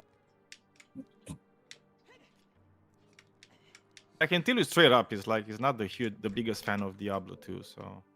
Oh, okay. Here we go. That's a take. Okay, what about World of Warcraft? What about World of Warcraft? What's your take on it? I didn't like. I think like later on, it turns into like a job. It's not super fun. As a result,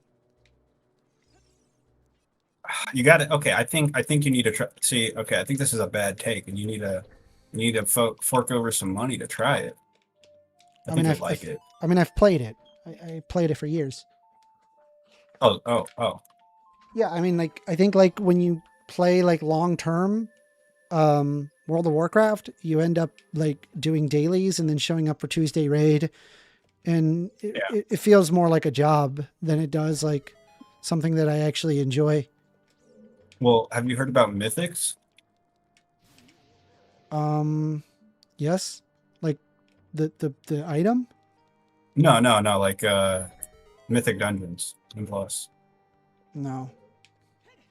You should. I think you might like that because I agree that Tuesday raids, all that Saturday night raids are fucking terrible. Worst thing you could ever do, right?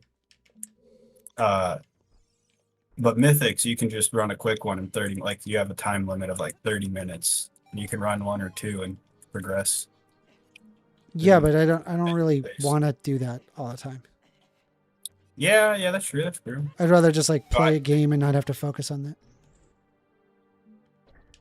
Like it's such a huge waste of time. I'd rather just like play a game to have fun, instead of like be like obligated to like show up at this like raid thing that I don't want to do. Yeah, it's kind of like the game is playing you at that point, isn't it? Yeah, but you're not playing the game anymore. Basically. You're not showing up for raids. You're just topping on and finding a party, right? Like. Yeah, I mean, I guess so. I don't like it. I don't like having to do that. Okay, well, I'm gonna be honest. I don't think I disagree with too many of your political takes. So I don't know where this is gonna go. Wait, I thought you were like a hardcore Republican. No. I was looking at your takes. I'm like, I agree with this guy. Dang it. Dang it. All right, well, subscribe because I constantly fight right-wing chuds all the time. Oh, let's go. Okay. Yeah. Well, I'll bow out of this and subscribe. Appreciate it. Yeah, we want you, in the YouTube chat because we need to offset. Yeah, we got to offset it. Yeah, there's a lot of chuddery in my chat. It's very true. Very true. A lot of chuddery. A lot of chuddery. God. There's a lot of chuddery. There's a lot. like an uncomfortable amount. Why do you allow that? Like it just seems like a toxic. I actually I don't mind it. I just I try to tolerate our it chats, okay? as best as I can, and I just I mean, whatever happens. It is what it is. We've known them for a while. That's why we tolerate them. I think that's probably why. Yeah, they've been around. They don't. Yeah. How do I? All right, I got to get this thing to like stand on this for like a second. There you go. There you go. How do I just? That's not what I want. Just soak it. Soaked in it real quick. I need them to come over here. Come over here, nerd. I'm sorry. Come here. Well, anyways, play World of Warcraft. Hopefully you get a fucking shut up here. Okay. I want to hear that. All right. Good time. All right. Let's go ahead and invite 9K. Daniel, I think you can invite 9K. Let me do it. Okay, 9K. Invite to speak. There you go. Hello, 9K. Hello? Hello. Oh my goodness. Hey, how are you? Nice to meet you. Just KO'd Cat. Just subscribe. Thank you for the subscribe. I have to figure out why we'll do it twice. So let's watch it, listen to it, do it twice. Sorry, go ahead. Go ahead. Oh my goodness. Nice to meet you. How are you? Subscribe. Wow. Oh my God. We got a bunch of people subscribing. Wow. All right, go ahead. So let's see. All right, nice to meet you. Hello. So I'm just curious. Maybe we agree on this. Maybe we don't. I'm gonna find out in a second. Subscribe. I have to mute because okay. All right. So, how well versed are you in like tech law, right? Like the DMCA or like the CFAA. Like, are you familiar with any of those? Not versed at all. Okay, not versed at all. Okay, it's fine. So then I guess I'll just ask for your thoughts. It probably wouldn't be appropriate for me to ask for a full-on conversation about this. Then I'll give you a brief overview of it. But there's a law. So are you familiar with, obviously you're familiar with Amazon. Everybody knows what Amazon is. Are you familiar with Perplexity? Perplexity. I know what it is. It's an AI startup, right? Yeah. Okay. Yeah. But it's kind of like a search engine, if I'm not mistaken. That's what they're optimizing for, like search engine. Okay. Yeah. So it's. I think I might be so wrong. they. Okay. So you. Yeah. So you might have a little bit more knowledge on it, but they started up. I guess it was like a AI search engine, and one of the core features of that were that users could provide Perplexity with access to their Amazon account, and then Perplexity's like AI search engine could then go in and it could, search for products, compare products, and place orders for them, right? So it's kind of like an AI bot that shops on the user's behalf. Okay. Now, Amazon has actually, so there's a law from 1986. It's called the CFAA, Computer Fraud and Abuse Act, which basically, quote unquote, it's very vague. It's very vague. Lawmakers haven't been able to get clarification or at least pass legislation to clarify the laws and its scope, because obviously, that tech companies put billions or millions of dollars a year into lobbying if in favor, like for laws that favor them. But the CFAA basically makes it illegal for somebody to gain unauthorized access to a computer system, right? And so Amazon actually put out a lawsuit accusing Perplexity of gaining unauthorized access to their website because it allowed users to provide their login information to Perplexity, so then Perplexity could then go in and use an AI bot to shop for them. So I guess it wouldn't be fair for me to ask for like a full-on conversation about this, but just like, do you have any? I'm just curious on your thoughts about that. Yeah, like, do you think that's fair? I'll be honest with you, man. I'm a systems administrator, and I have no idea I'm not aware of this. I'm sorry. Okay, it's okay. It's no worries. I will I'll send you, if you want to read up on it. I'll send you an article in your DMs, and you could just read up on it whenever you get a chance. It's pretty interesting. But Sounds good. all right. Thanks for your time. I appreciate it. Could you kick me off the stage? I'm driving right now. I got you. Yeah. All right, we're gonna do Kenya. Hold on, let me just write down the time. Hey. How you doing, Kenya? Doing pretty good. Are you playing Ocarina of Time or the objectively better Majora's Mask? I am not playing the objectively better Majora's Mask. I am playing Ocarina of Time. But what you want to talk about, Kenya? Well, I was looking for what your views were, and someone pointed out that you had like a proposition list, like something like Hot that. takes list, yeah. Yeah, that's right. And yep. I looked through it, and I mean, there was something there, and I was like, veganism without supplements sucks and is not sustainable. So I'm just wondering, when you say it sucks, is that some sort of moral evaluation, or is that some sort of gastronomic evaluation? Does it say sucks on my? On yeah, you said it's like sucks. Hold on, let me pull it up. I'll pull it up. I don't remember typing that, but let's take a look. I mean, it's whatever, but without supplements, veganism sucks and isn't sustainable. You know what? I'm not even going to challenge that. I'm just going to agree with you. You're right. Saying it sucks is probably not an accurate statement to say. But I will say that it is not sustainable without supplements. I mean, yeah, I think that's kind of going to be trivially true, but I mean, like, people take supplements and they take vitamins and fucking medications for all sorts of types of reasons. No, I agree. Listen, this is not me dogging on veganism at all. Oh, well, what I was going to say is, like, people, like old people, they have to take B12 supplements anyway because their body just can't people need supplements all the time. Doesn't matter. You take vegan, not vegan, whatever. With that being said, I've noticed vegans tend to look pretty sickly unless if they are taking supplements with it. I mean, I don't really know how many vegans you see that aren't taking at least B12. Fair enough. Again, this is not me dogging on veganism. There's another. I just think like the idea that, however, that we're like not omnivorous creatures. Like I've heard like the term frugivore, like, hey, we're actually frugivores.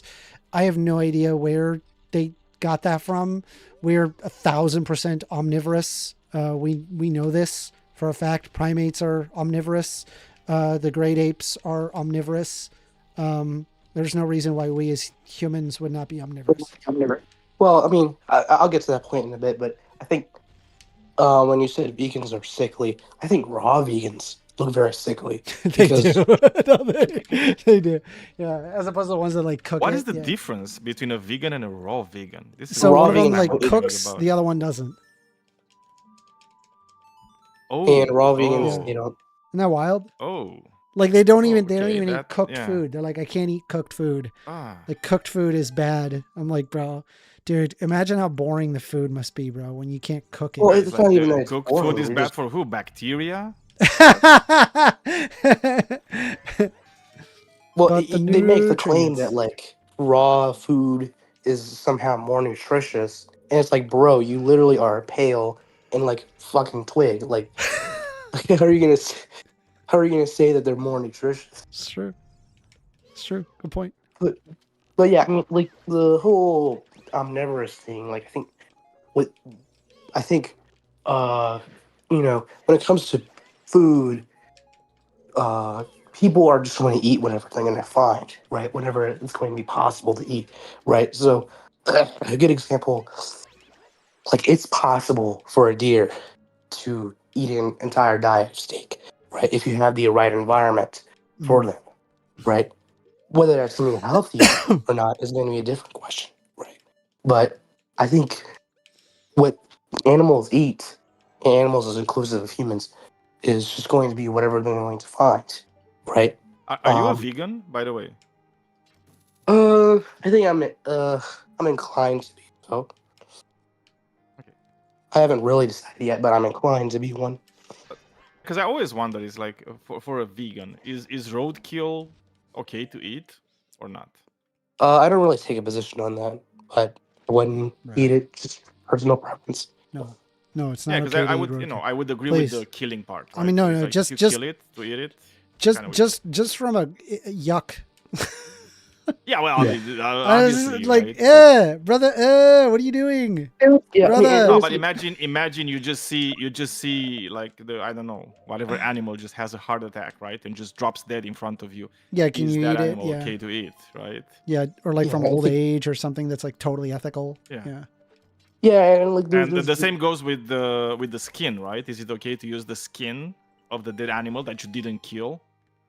Yeah, I don't really see a view on that, but there's going to be disputes like that for veganism. For example, bivalves. People think that it's okay to eat bivalves because they technically don't have brains, or they technically don't feel pain. And the same thing is going to be true of lobsters. Some people think that it's okay to eat lobsters because they don't really feel pain, right? They don't even have brains. It's just clusters of nerves in their head, right? So there's going to be disputes like that for veganism, but I think what they're all going to agree on is mainly that the sort of mass killing, mass breeding and mass killing of, these animals, cows, pigs, whatever, that's going to be immoral. So I don't think sort of the disputes, sort of minor disputes, like on bivalves or roadkill or whatever you name it, I don't think it's really going to turn on the principal sort of ethical view.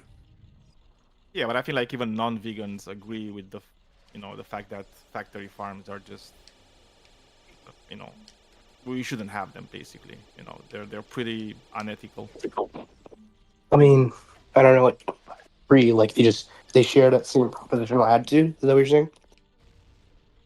Yeah, I mean, it's like even look, I'm not a vegan, right? But I agree with the stance, when it comes to factory farming, and that's why. Like even the meat that I eat, I try to avoid factory farming as much as possible. I mean, there's also like the fact that it's like, honestly, like after everything is said and done, we really should be eating less meat overall. Like, I'm in agreement with that. True. Like we just eat too much meat. On the other hand, I like dairy and dairy products. I like dairy. To do, I like cheese and I like these types of things. Cheese is good. If I'm a vegan, I will want those. But even those, I want them from animals that are treated properly, not just treated as crap. Yeah, I think my issue is I don't really see too much of a moral difference between factory farming and just whatever you say, free range or whatever, because like at the end of the day, you're still breeding an animal and then killing it and then eating it.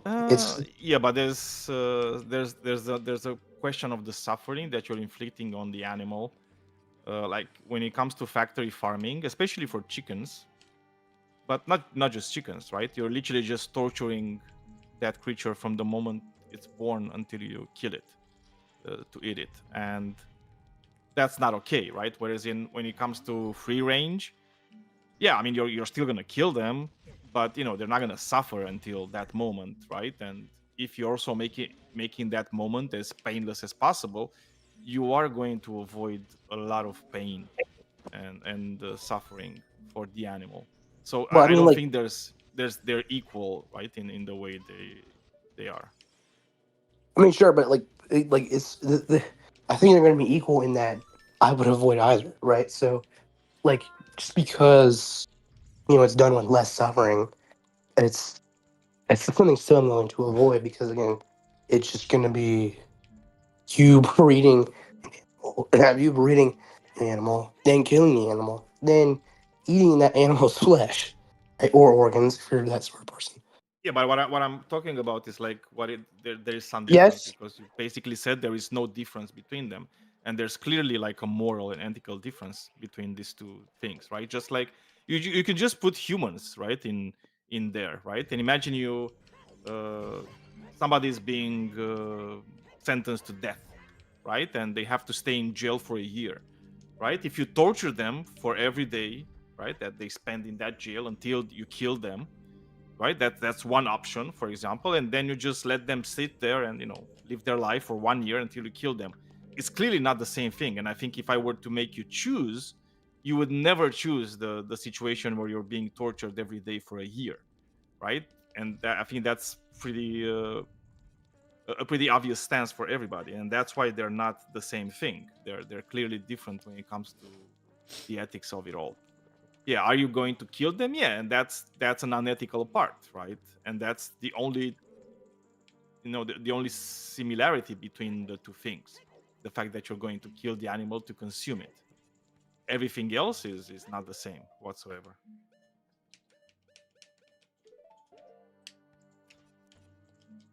Anyway, did you have anything else for us? Oh, he left. He left. Kenya left. Well, that was Kenya. I didn't even see that he left. We're still taking calls. Phones again. Yeah, I'll go ahead and open it. We are taking calls. Phone number is 202-998-5218. I apologize for not bringing in the calls. I have been prioritizing because we're taking a little bit of a field trip over to discord.gg/politics. It's a very popular politics. I think it's actually the most popular Discord server in the political sphere. Is that not the case? Be. I think might it is. Be. Yeah. I'm almost positive. I think when it comes to politics and debate, it's probably the biggest. Yeah. Let's see here. I see Gune has his hand up, but I think we have already taken Gune in for a discussion. So we're gonna have the phones open for a bit. Call in. Phone number is 202-998-5218. I want to hear out what you have to say. Please call in. I'd be more than happy to hear you out. I think I'm almost done with this dungeon, Daniel. I think I must aim the light. But there's like a top floor area to do the whole lady do or something. Yeah, I need to get a light in this chamber. It's like every time I see Link like jumping so much and not getting damage, I'm looking now at my game where if I fall like from 5 meters, you just break my legs. Yeah, tons of damage. Die sometimes.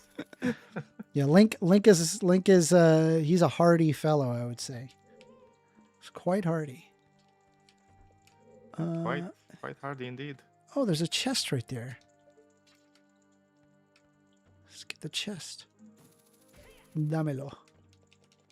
Dame el chest. 5 rupees. I already have 500, and that's the max, so I can't have any more than that.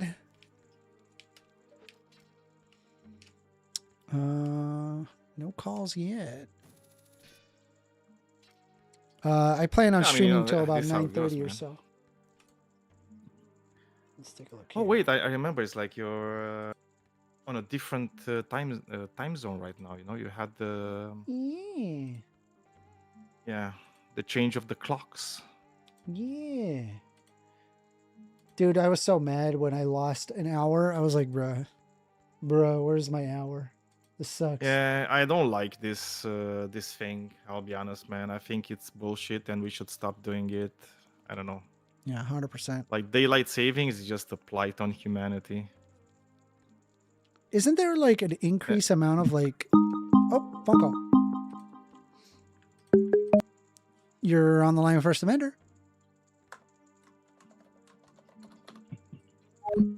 Oh darn! Hung up.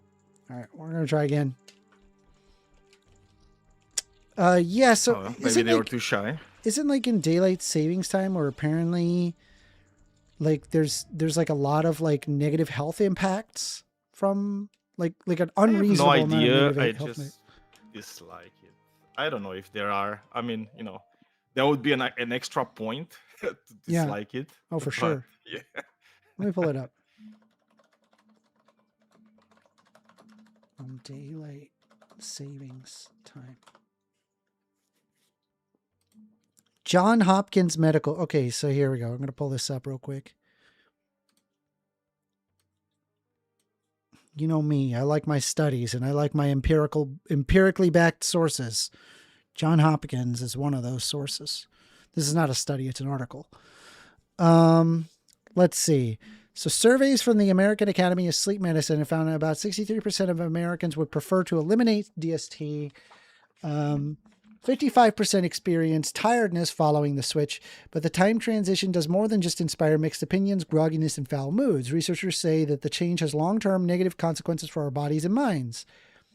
The scientific evidence points to acute increases in adverse health consequences from changing clocks, including a heart attack and stroke, says sleep expert Adam Spira, PhD.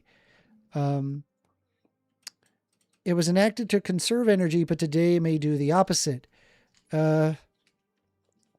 Let's see here. As society has evolved, lighting accounts for less overall energy consumption. Rather, extending use of daylight hours encourages people to use more air conditioning and heating.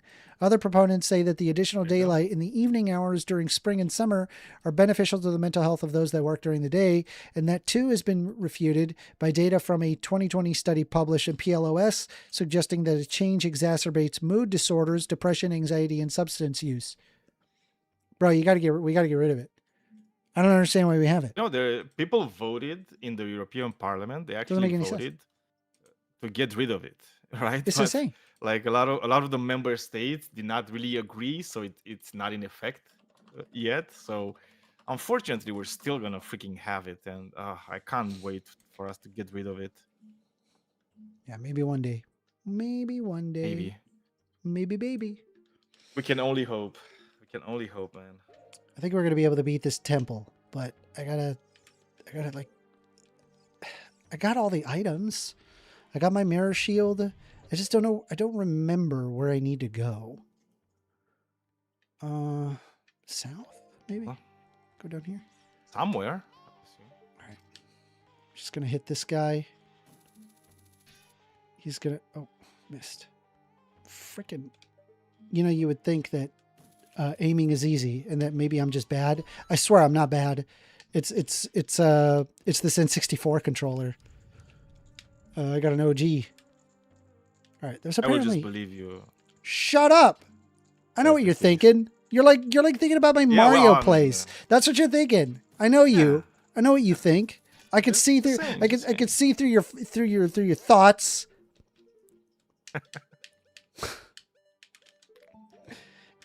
I don't know. Okay, you know what the thing is like if I ever play this game and I find it that it's really easy to do it, I got it. I will tell you. Shut up, nerd. Do not tell me I am bad at video games. Only my gameplay will tell that, and it does say that I'm bad at it. Yeah, exactly. Shut up. Like people can just see the gameplay. They Fuck don't need you, Daniel. Anybody to tell them you're bad at games. Come on. Oh my goodness! Oh my God, we get James. James Vagabond. Thank you, James Vagabond, for the subscription. I don't know. I really like the. I'm like, oh my goodness! You subscribe. Wow.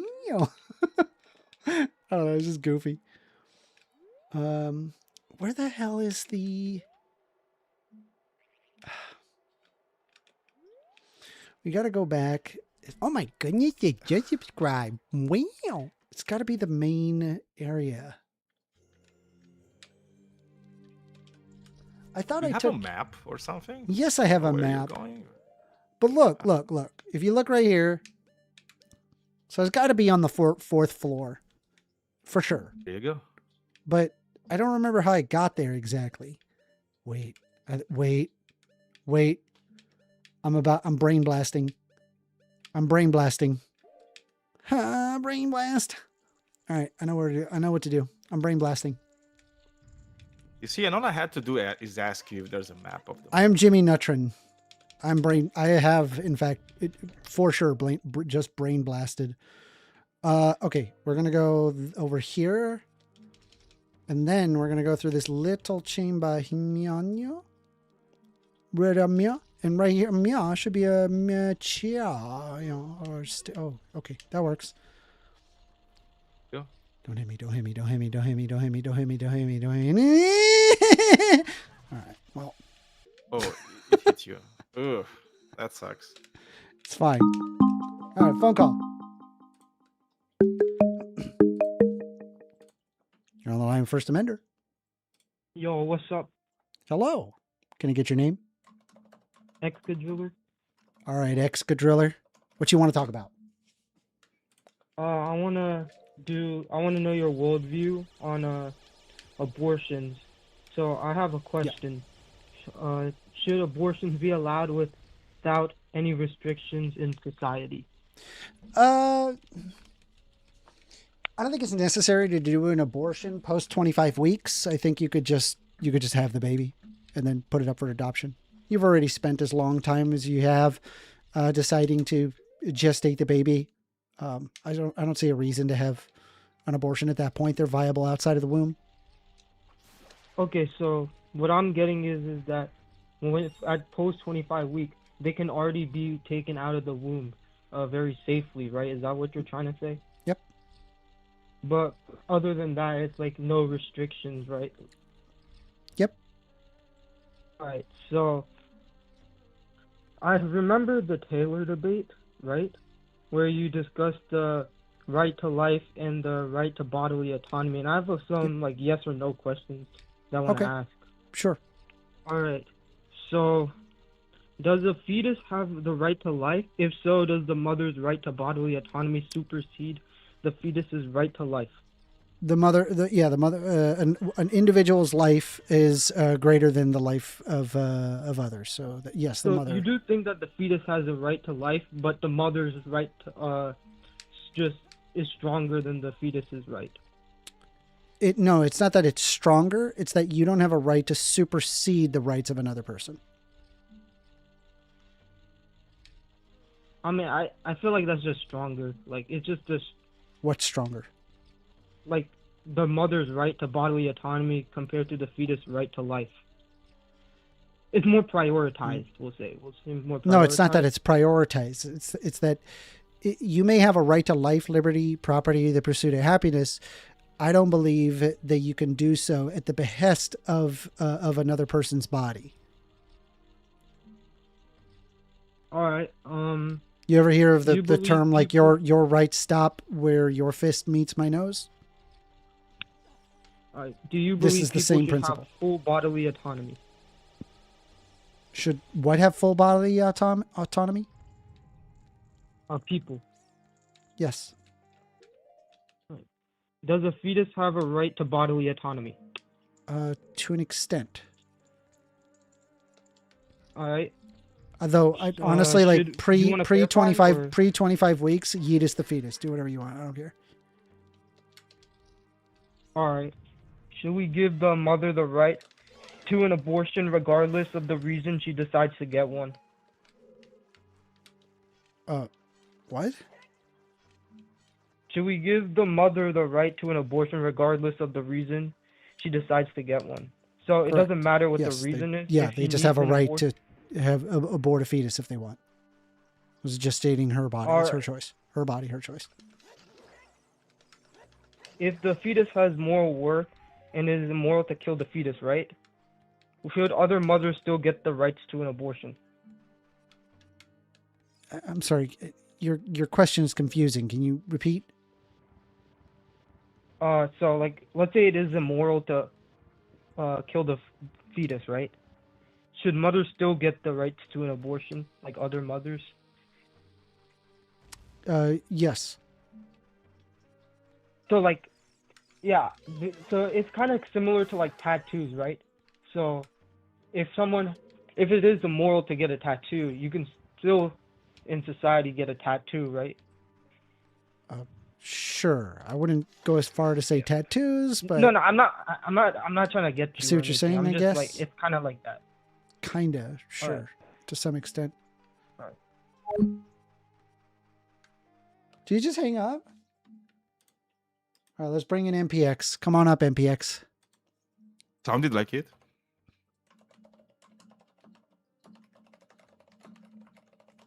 MPX, you're being invited to speak. I hit the wrong button. I'm a silly boy. No problem.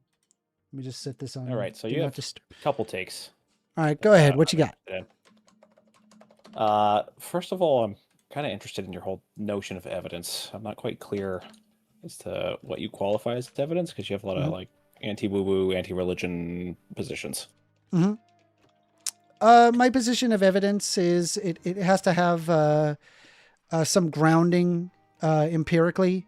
It has to possess some predictive quality, I would say. Empirically. Yeah. Like And it when you requires say sense empirically, you're perception referring to confirm it exists. Okay, and that's then gonna transfer into like scientific method and whatnot and all that jazz. Yep. All right. Okay, so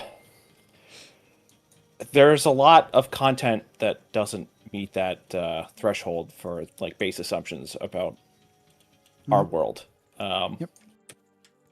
So True. like Very true. the fact that my hands exist, like it's not necessarily clear outside of my immediate experience that it's a real thing. It's just That your hands I assume exist? that I'm not a brain in a vat. That your hands exist? Yeah. So like I could be a brain in a vat. I can't know for I'm sure. confused. Do you have no hands? I feel I have hands, but I can't know for sure that I have hands. Are you able to grab something? Yeah, I think there's good reasons to say. And it's I not your ought to think feet. that I You're have using hands. some appendage. Sorry? You're I not think using he's your talking more feet to from grab like a hands. solipsistic position. Yeah, right? from If a you're solipsist. solipsist, you're not Yeah, gonna yeah. know. I don't hold solipsism to be true. I just Yeah, you're just kind of like using it as a Yeah. you know, as a Well, tool. so if I saw you, what appendage would you be grabbing something with? If I gave you a drink, for example.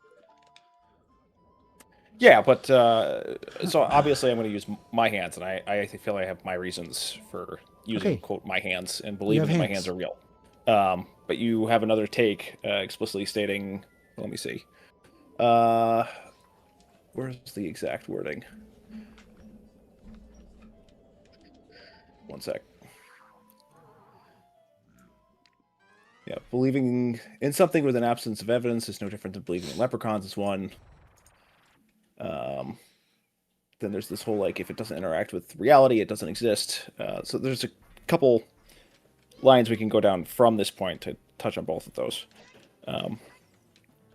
So of course, I experience my hands, and so I have reason to think that they exist. But following from that, like what evidence do I have that like the bounds of a hand stops at the edge of my wrist, or like bounds of my hand also stops with the edge of the air outside my hand? Like, what is the evidence for those particular like categories? I don't know. We create these social categories as humans because we find it useful. It is some use, and that's about it. Well, I would argue that there's a lot of metaphysical stances that also have a lot of use. So like religious stances about some teleological explanation for the quote why things are ordered a certain way. There's a use to that. It's psychologically satisfying at the very least. Like what? You can take like the whole Christian narrative. Like God has ordered the world in a particular way. It's made to be intelligible. He's given all these. But senses it to holds us, no but- it holds no predictive quality whatsoever. In fact, its predictive quality is a really poor outcome.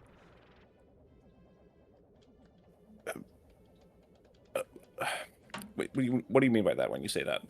It doesn't hold a good predictive quality. It makes predictions about things, and it is not good at predicting those things.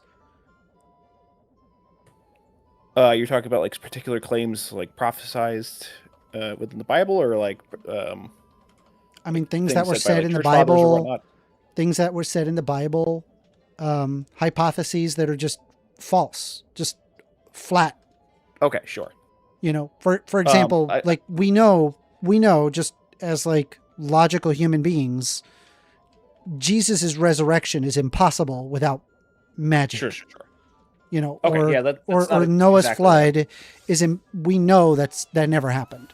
We know for a fact I'm that more never concerned happened. about like the metaphysical ordering of things. So I get what Okay, you're saying. but So here's the I thing, get right? Like that. the Bible, if the Bible says things that are empirically false, right? It holds no predictive quality whatsoever. It's incorrect.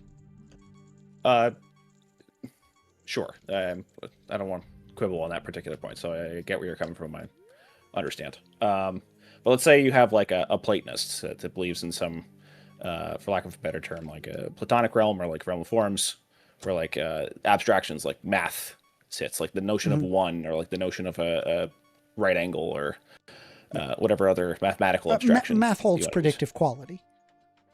Yeah, but I don't think you necessarily I understand that they're believe in a realm of forms, would you? Well, I understand that they're abstractions, but we use these abstract things to receive predictive outcomes. And we do receive predictive outcomes by using math. It's just a tool that we use. So math in itself is useful in that aspect. We can attest to the pragmatics of math, but we have no evidence, quote unquote, of a realm of forms or a Platonic realm grounding these, like the ontology of these objects. I think I'm following what you're saying. Like, I guess like attributing, for example, numbers to objects or a certain amount of objects. Like there's no like realm dictating that, like this specific amount of atoms and this specific, like where does it begin and where does it end? Is it, like, is that what you're getting at? So what I'm getting at is I think you're hand waving away like a metaphysical position that I think a lot of folks hold about with something ordered maybe like that. So like you can have like a Platonist that is not religious in any capacity, but does believe that there's like this real grounding to these meaningful abstractions, and this grounding gives more form and structure to the nature of our universe. For example, like but it holds no predictive quality, which is unlike math. Math holds predictive quality. Well, yeah, math. I understand we could describe like, hey, maybe God, but to me it sounds like it's like we use that as an excuse for something that we can't, that when we apply it in physical reality, it doesn't align with reality at all. Sure. For a lot of God claims, I won't deny that for a second. That's why I jumped to the like Platonist view, because like again, a lot of atheist philosophers will take a Platonist view on things. For example, like the answers meaningful questions of like, why is every hydrogen atom structured the exact same way? Why is there structure? And it's the connection from this abstraction into manifesting reality. But we can't like have a meaningful evidence, quote unquote, empirically of this kind of concept outside of like argument. And from your stances, it sounds like you just reject that outright. Yeah, because it just doesn't hold any predictive outcome whatsoever. In fact, it flies in the face of it. Well, it's just incorrect on its face value. Well, we have evidence that every hydrogen atom effectively behaves the same. Like there is uniformity in nature. Yes. So why would I provide an anthropomorphization for like whatever predicate hydrogen atoms are? Where's the anthropomorphization? God. Oh no, we're not. I'm discounting the God claim. We can put that past us. That was just an arbitrary example. I'm talking about like a Platonist view. Okay, so I'm not following what you're trying to tell me. You have to simplify it. Sure. There are claims for which I can't necessarily have empirical evidence. I can only kind of either post hoc reason my way to seeing if it kind of I agree. Is satisfying, or if it's like I agree. Those coherent. do exist, and typically what I do to determine whether or not something like that is correct or false is I look at the its predictive outcome. Like, does it actually have, like, it is a useful tool for some reason, in which case if it does lead to a predictive outcome that is closer to the truth than not. Okay. Maybe I'm going too deep on philosophabble stuff.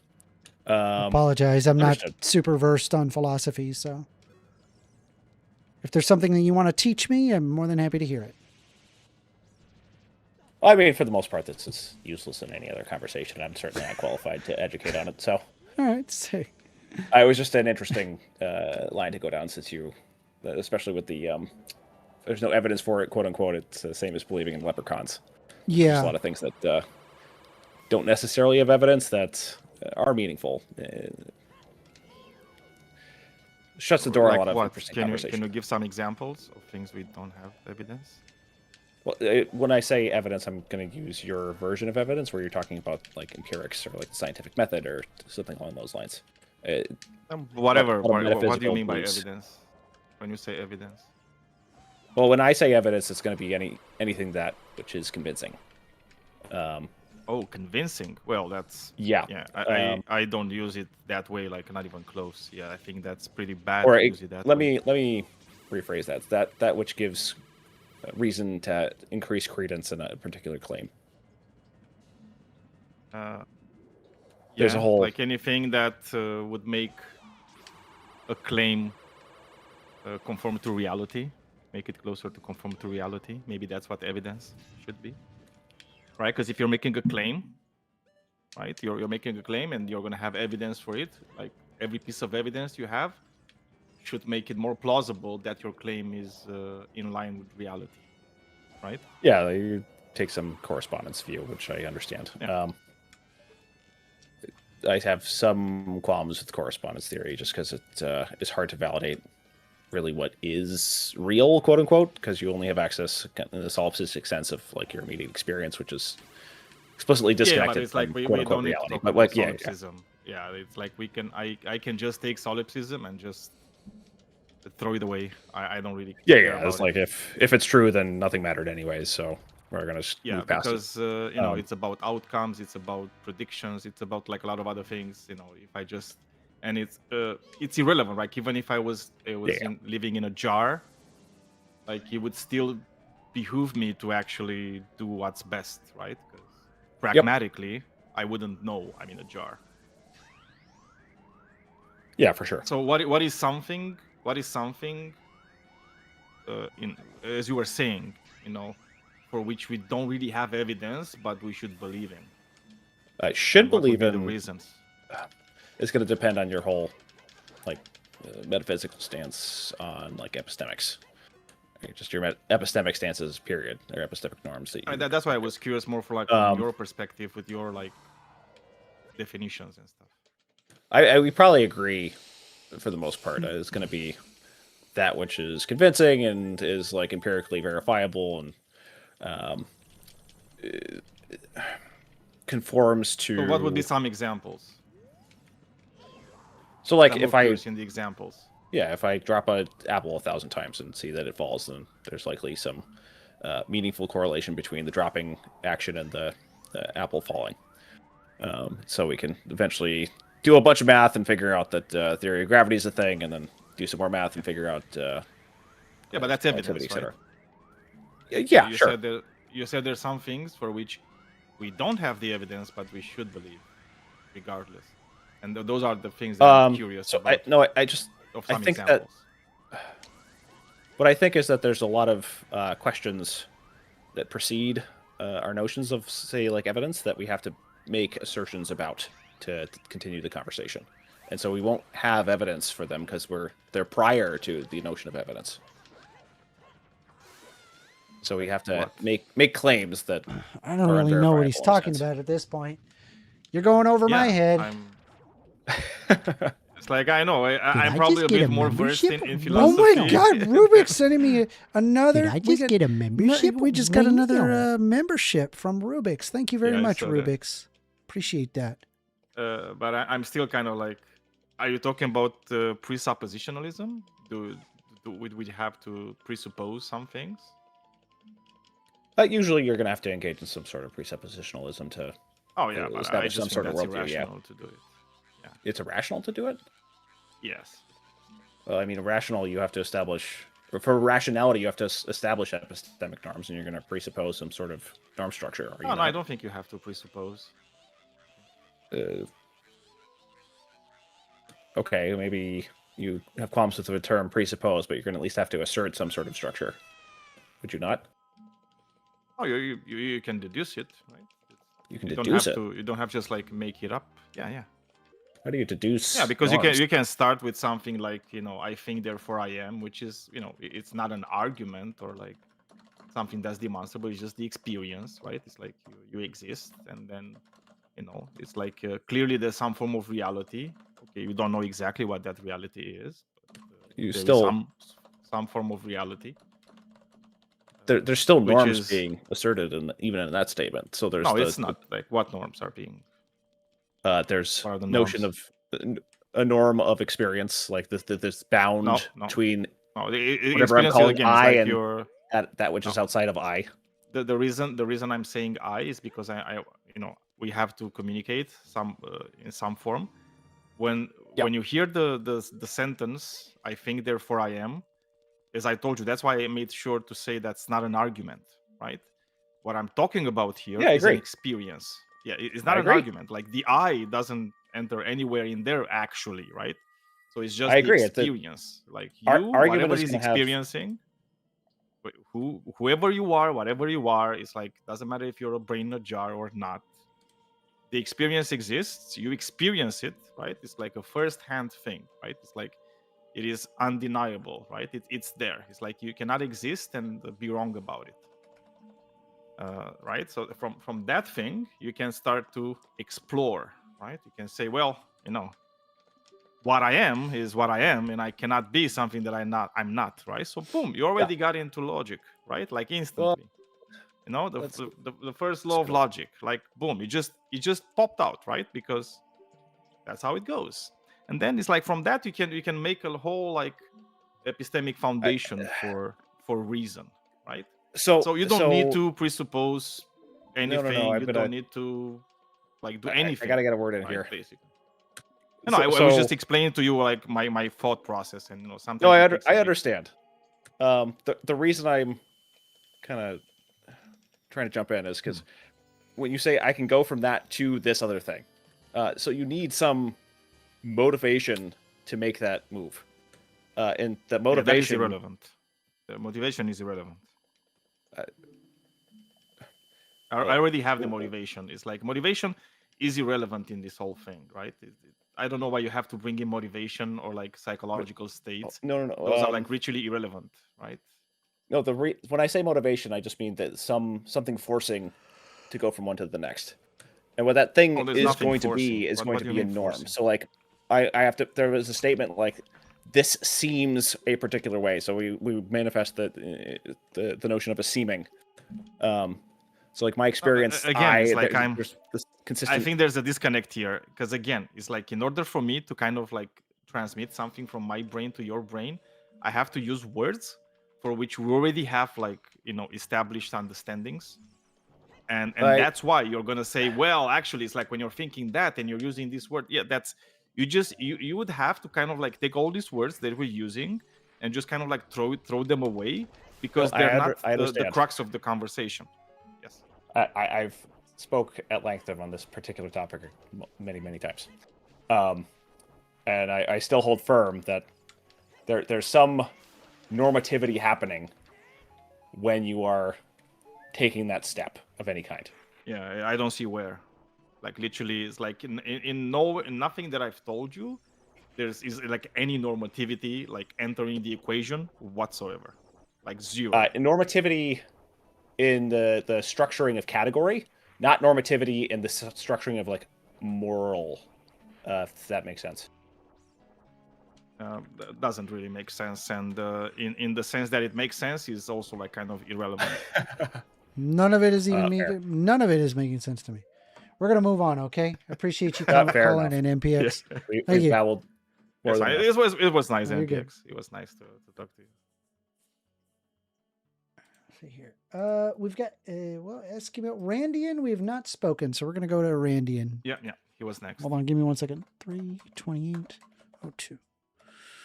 I wonder, is like Randian is like in Ayn Rand, or I hope so, because he's a Randian Destroyer. So Randian is here. Hello, Randian. What's up? What would you like to talk about? Well, I think we ought to abolish the Federal Reserve. Really? Yeah. Why is that? I think that free banking models are much more efficient. Really? Particularly nominal GDP targeting. Yes. What if I, for example, just have a bunch of different currencies? Do you think that that's more efficient? Because that's what happens when you don't have a central bank. That's kind of a misconception. That's a misconception? That's literally what happens every time. No, like by free banking, I don't mean that there's not. Who's going to make the money where it's like a single source? How would that work? Right. So Is it I all would be talking Bitcoin? about historical models that still have a treasury. Is it going to be like so Bitcoin or like what's it going to be like? How's it going? I'm telling you, like it's not like that at all. It's like the government can still make the money. So a central bank. The government issues notes, right? The distinction here is that they don't determine interest rates. So a central bank, but no interest. What we could do is we could just mandate the use of a certain commodity and peg money to it. I think Friedman talks about just freezing the dollar. We could use the dollar as the commodity, freeze it, and then we would have banks against itself make money. Yeah, they would make not dollars, but they would make money relative to the dollar as a commodity currency, and that could be mandated by the state, right? Okay, how do you deal where there's a liquidity crisis due to either population booms or time of war or a deflationary spiral? Yeah, the cool thing about this is two-pronged, right? Firstly, if it's not severe, there's mechanisms within the framework that allow banks to endogenously create money against the reserve commodity. So the banks could issue more currency. The mechanisms would be through a clearinghouse, essentially. How clearinghouse transactions work is after banks, like when banks have transactions between them, when people deposit money at a bank or they try to withdraw from a bank, then another bank would have to back that up. So in a free banking society, banks would have to equal money equally. Otherwise, it could be a run on one bank of people trying to get commodities out of them. So the banks would have an incentive to cooperate together to target monetary equilibrium. So you didn't really explain at all what I asked. Yeah, so the response is if it's minor, and just as a fluctuation in liquidity, what you're going to see happen is that balances are going to go down, right? You're going to see that people are withdrawing. I'm going to ask the question again because you're not answering it. What do you do in an instance of liquidity crisis? So an example of this could be you have a sudden population spike. Another example of this is a deflationary spiral. Another example of this is during times of war. What do you do when you have a liquidity crisis if it's pegged to something physical? So is this inflationary or deflationary? Because I can answer both. This would literally be inflationary because you have well, specifically, if you don't create currency, it would be deflationary and it causes a deflationary spiral. So the solution is that you print money in the short run to ensure that money is still liquid, that money is still flowing. So what you're saying here is that basically people are spending money less? Yes. Yeah, so that would be in the case of a deflationary spiral. So what do you do in a situation of a liquidity crisis? Sure. When people spend money less, when we have deflation occurring, that allows banks to issue more money because fewer bills are coming back for redemption, right? So this system kind of like self-equilibrates. Obviously, if there's an incredible crisis, it does. So if people aren't depositing their money, then they can't loan out any money. No, it's not that they're not depositing their money. It's Do you that know they're what not a withdrawing. deflationary spiral is? Yeah, I'm very well aware of what a deflationary spiral is. Why would you answer with that? That's not an answer. Because this is the answer. Is What that is when the deflation solution to a occurs, deflationary spiral currently in modern economics? you issue more money. This has an endogenous monetary creation Correct. So mechanism. you can't have it pegged to something necessarily, because if you have it pegged to something and you need to increase the amount of money supply, then you would have to get whatever more of that peg is. A lot of people like to say gold, but gold is very hard to mine, for example. You wouldn't want to peg it to, that's why modern monetary systems don't have their dollar pegged to something. I think you're a bit confused. I think I didn't explain myself, and maybe you're presupposing something. I don't believe in full reserve. So you can change the reserve ratio of the commodity for one thing, but also I'm advocating for a frozen dollar. It's still pegged. It doesn't matter if it's at 100% or 10%. It's the same problem. You can't make more money under instances of you can't make more money under instances of a liquidity crisis. That's the problem. You can change the reserve ratio. That's what I'm telling you. If you change the reserve, okay, what should it be then? Well, it depends on the situation, but then okay, so if balances increase what's or a decrease, normal amount to you? Like what's like general, nothing is happening, no war, no sudden population boom, just normal population increase, 3% inflation. What is that? What is the reserve ratio to you? I don't think we should have inflation. I think we should have monetary equilibrium. What? You need to have inflation. No, you don't. Yes, you do. Populations increase. You need to have inflation to match the population increase. No, there's actually studies from the Federal Reserve on this. You do need to have this. That's why a majority of economists agree with an amount of inflation. No, they don't. I'm going to send you a All right, study. so you're just okay with a deflationary spiral forever, and then just everybody keep their money because they know their money is going to be worth more in the future, and it would just result in like a stagnant economy. You realize we did this in the late 1920s. It didn't work out super great. Okay, I'm not advocating for that model in particular. And I'm talking to you right now about monetary equilibrium. That's not deflation. You know that, right? Modern monetary theory does not argue for anything that you're talking about right now. No, that's false. I can send you the meta now. Like, there's literally meta studies on this, right? I'll read it. Okay, and you send it now? I mean, this is from the Federal Reserve. We'll read it together. Yeah, I'll send it to you. Gladly. Accept my friend request, and I can send it to you. All right. Are you God's gift? Of course. Okay. There you go. That is a good name. Is there any way you can send me a link? I don't know what that PDF is. Where did you get that? This is from the Fed. Can you just like give me the .gov link and not a direct PDF that I have to download? No, I don't have the .gov link. It's just saved on my computer. I'll send you the name of the study. You need to send me. Yeah. I mean, I can look it up, but I'm not downloading a random PDF.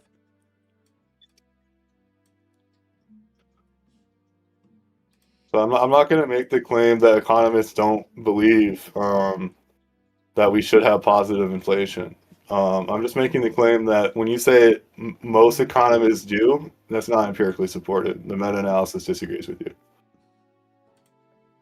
Monetary equilibrium is actually a pretty old tradition, and it's not deflation. I understand deflation's bad. The entire reason why I'm advocating for a price level of 0, of no changes to the general price level, no inflation, is because I understand that let's take a look at this in the economy when we're moving between together. We'll take a look at the paper together. Hang tight. Just give me a moment. Okay.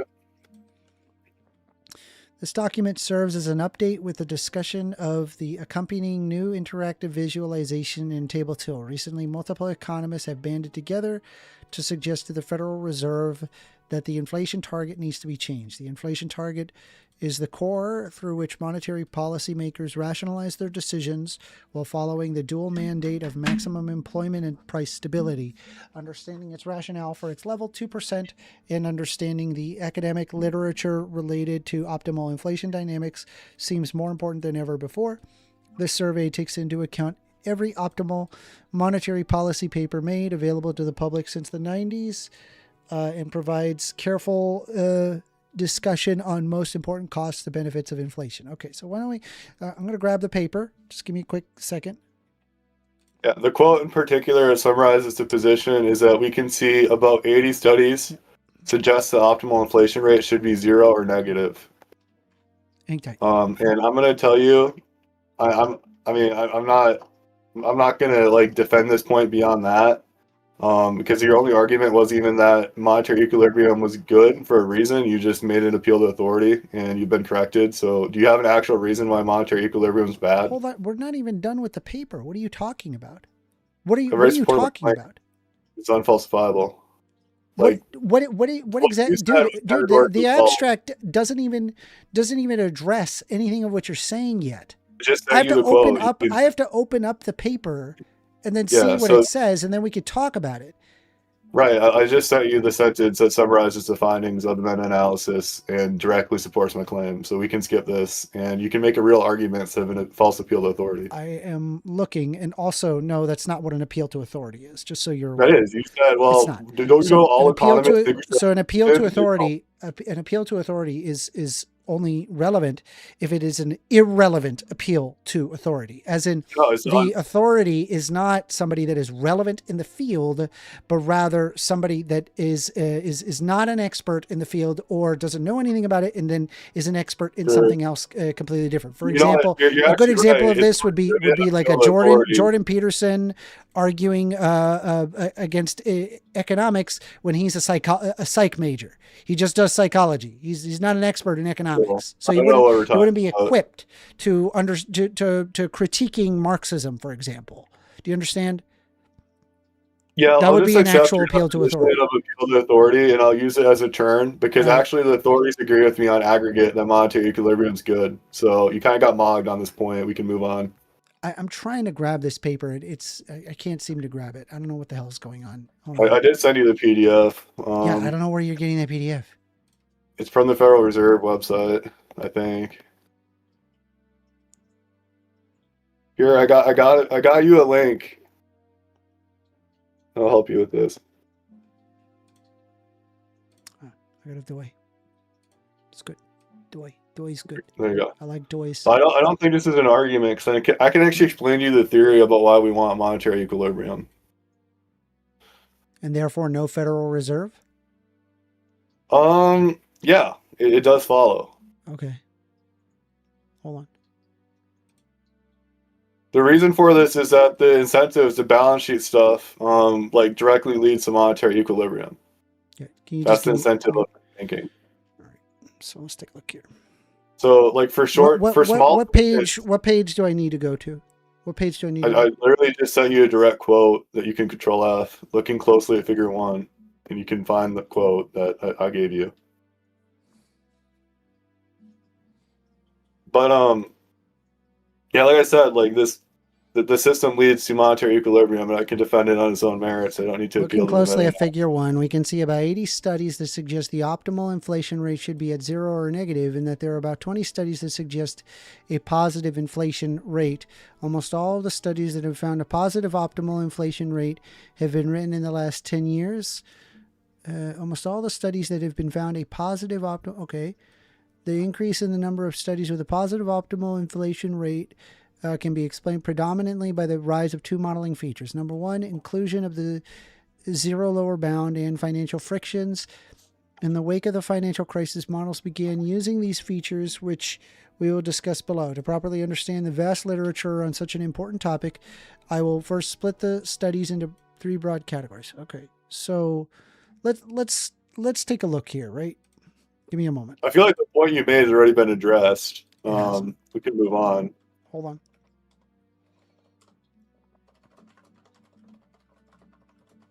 Like, literally, this doesn't matter. Like, we can just talk about the theory of inflation. The only thing I was responding to was you said no economists agree with what you just said, and I mocked you, so we can move on.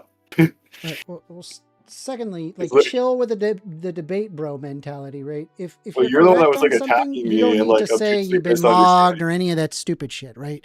Or any of that stupid chuttery, right? So we could just look this up, but let me take a look here and see what exactly it says. Also, what are you looking at? Can you share your screen so we can both access the research? I think that's equitable. That's correct. So I asked just using the consensus.app, which just looks at a total aggregate of studies, where it says, what do economists say the optimal inflation rate should be per year? Economists' views on the optimal inflation rate theory versus practice. Overall, most modern models put the optimal inflation rate somewhere between slightly negative and about 3%, while many central banks choose around 2% for practical reasons rather than strict theory.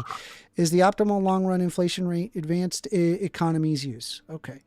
So many new Keynesian and monetary models find optimal inflation at or near zero or sometimes negative following the Friedman rule, deflating the real interest rate. Quantitative estimates under standard assumptions give an optimal inflation between about 4% and 1%. This isn't even an argument. When allowing for downward, I'm reading what studies are saying. This doesn't matter. All you did was What an do you appeal mean? to authority. It's not an appeal to authority. I'm reading what other studies say. And the only reason we're even on this side tangent is you said no economists agree with my position. And I proved you wrong. So can we move on to the actual substance of my position? Sure. So some economists agree it is 0% inflation. What's your point? Yes, most. My point is not like most. I was explaining Not to you. most. Not most. Yeah, at most. That's what the study I sent you said. Can you demonstrate it's most? It said literally 80 of 100 quantitative studies agree with my position. This is from a Federal Reserve working paper. So yeah, well, the consensus doesn't all the studies argue that. What? This is like an AI model. This isn't a paper. So this is an AI that grabs an aggregate of all studies, basically all of them. That would talk. You can ask it a specific scientific question. It's going to give you sources for each study that is used. And yes, it is aggregating using AI, but it is a credible source. I literally agreed with you. That's not a theoretical consideration. It's a practical consideration. And the reason for that is that central banks have political mandates. So why don't you, where do you get that if you are arguing for a zero or negative inflation? I've never argued for negative inflation.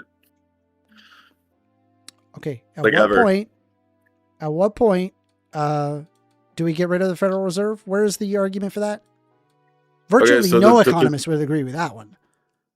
Yeah, there's a few. Very little. Very little economists would agree with that. Not really. I probably have read more economists that agree with this position. Why don't you actually give me your argument?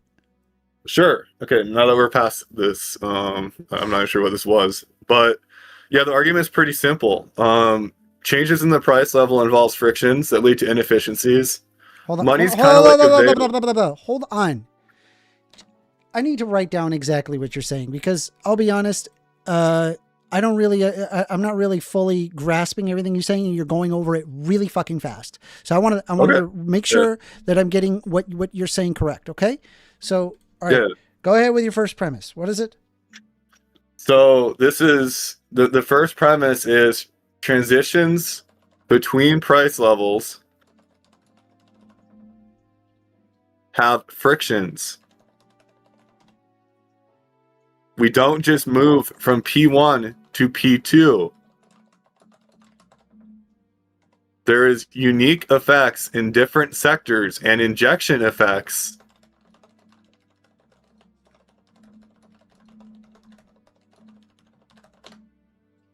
All goods and services do not change prices at once.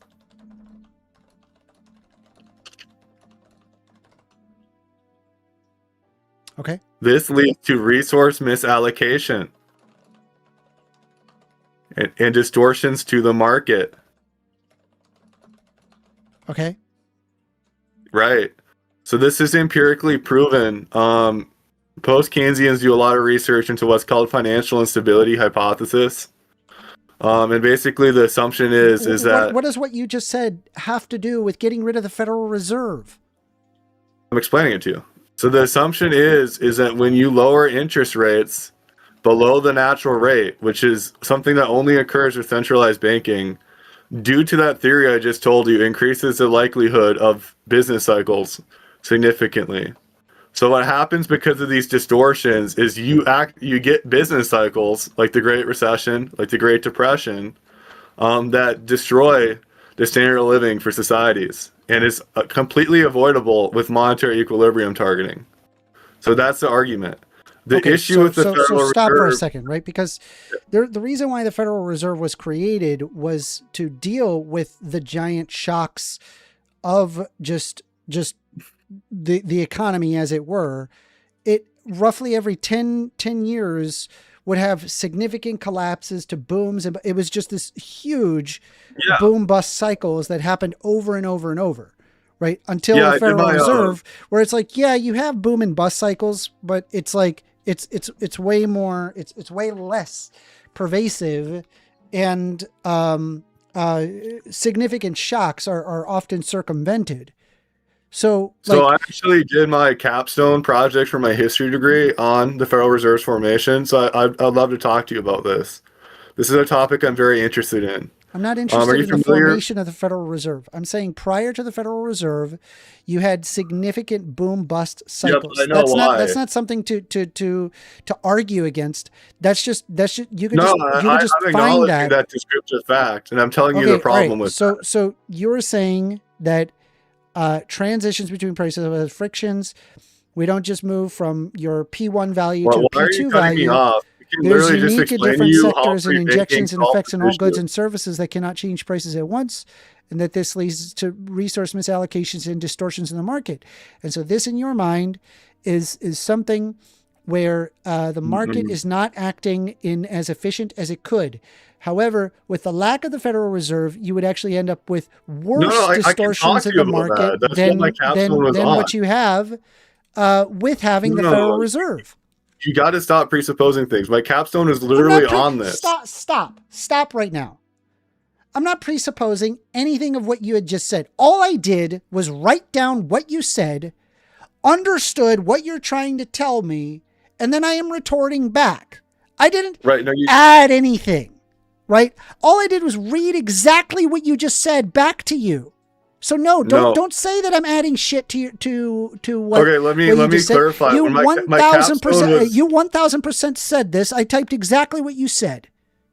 Okay, I understand what you're saying, and my retort is prior to the Federal Reserve. No, because I want you to address what I'm trying to tell you. Don't go off on another tangent. Address what I am saying. I am literally addressing what you're trying to tell me. That the Federal Reserve, knowing that. Well, let me finish. Let me finish.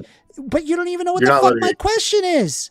You didn't even let me finish my question. Know what your question is. What's my question? You're actually. What's my question? I'm very well aware. Repeat the question because you know the question. What's the question? The question is, prior to the Federal Reserve, there was business cycles, right? I agree, and I can tell you how I solve for those. That's not my question. That wasn't even a question. That was just a statement. What was my question? What is your question? I have no idea. I couldn't understand. Great, fabulous. So we could go back. So my question is, you're arguing that there is a distortions that are negative for the economy. So therefore, we ought get rid of the Federal Reserve. My problem with that argument is that prior to the Federal Reserve, there were greater distortions. And it was more often, whereas now it's less often and there's less distortions. Albeit, I'll grant you, there are distortions, but it's less. We know it's less. We can empirically show it's less.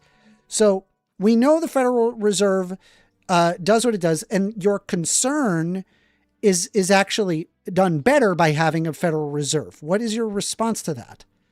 That's what I was going to explain to you, is that there was alternatives to the Federal Reserve that align with what I'm talking about. Reason, okay, which I'm going to explain to you. Do you know what the Aldrich Bill was? No, explain it. So the Aldrich Bill was basically the initial proposal before the Federal Reserve. And the idea was that you could actually use clearinghouse association notes as currency. You could actually use them as money. So you would give clearinghouse associations endogenous monetary creation. They didn't previously have that. That's why you need the Federal Reserve, because you're correct about the idea that you need to be able to respond to liquidity shocks. No, I'm not denying that. I've never denied that. The very act of monetary equilibrium requires responses to liquidity shocks. Can you explain the alternative? I don't understand your alternative. So when we're talking pre-Federal Reserve, there's a couple events that occurred. 1907 was one, right? This was one that could have been solved if we had allowed clearinghouse association notes to be fungible currency. Explain what it is, what it does. Right. So a clearinghouse association note is basically a note that clearinghouses use with each other in lieu of actual currency, and it allows them some endogenous monetary creation. Its use was limited, and that's what the Aldrich Bill was trying to correct. Banks already did that, but it was illegal. They make promissory notes, don't they, to one another, and then they exchange money that way? Yeah, they do. But what I'm talking about is different.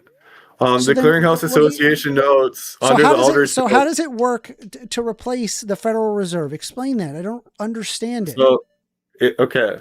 Thank you for your honesty. So how it replaces the Federal Reserve is it allows clearinghouse associations themselves to issue currency in response to liquidity shocks.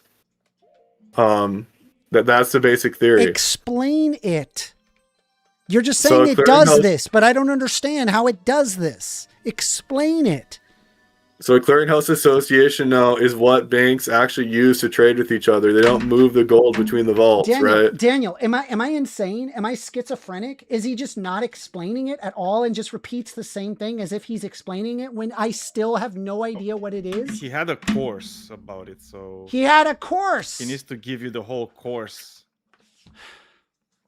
All right, man. I'll be honest. After everything has been said and done, I still don't even understand what it would do to replace it. And also, secondly, number one, right? I need to see some sort of like, hey, you do this in an economics, computer model, and it's more effective than the Federal Reserve model. Great, fabulous. I'll read the paper.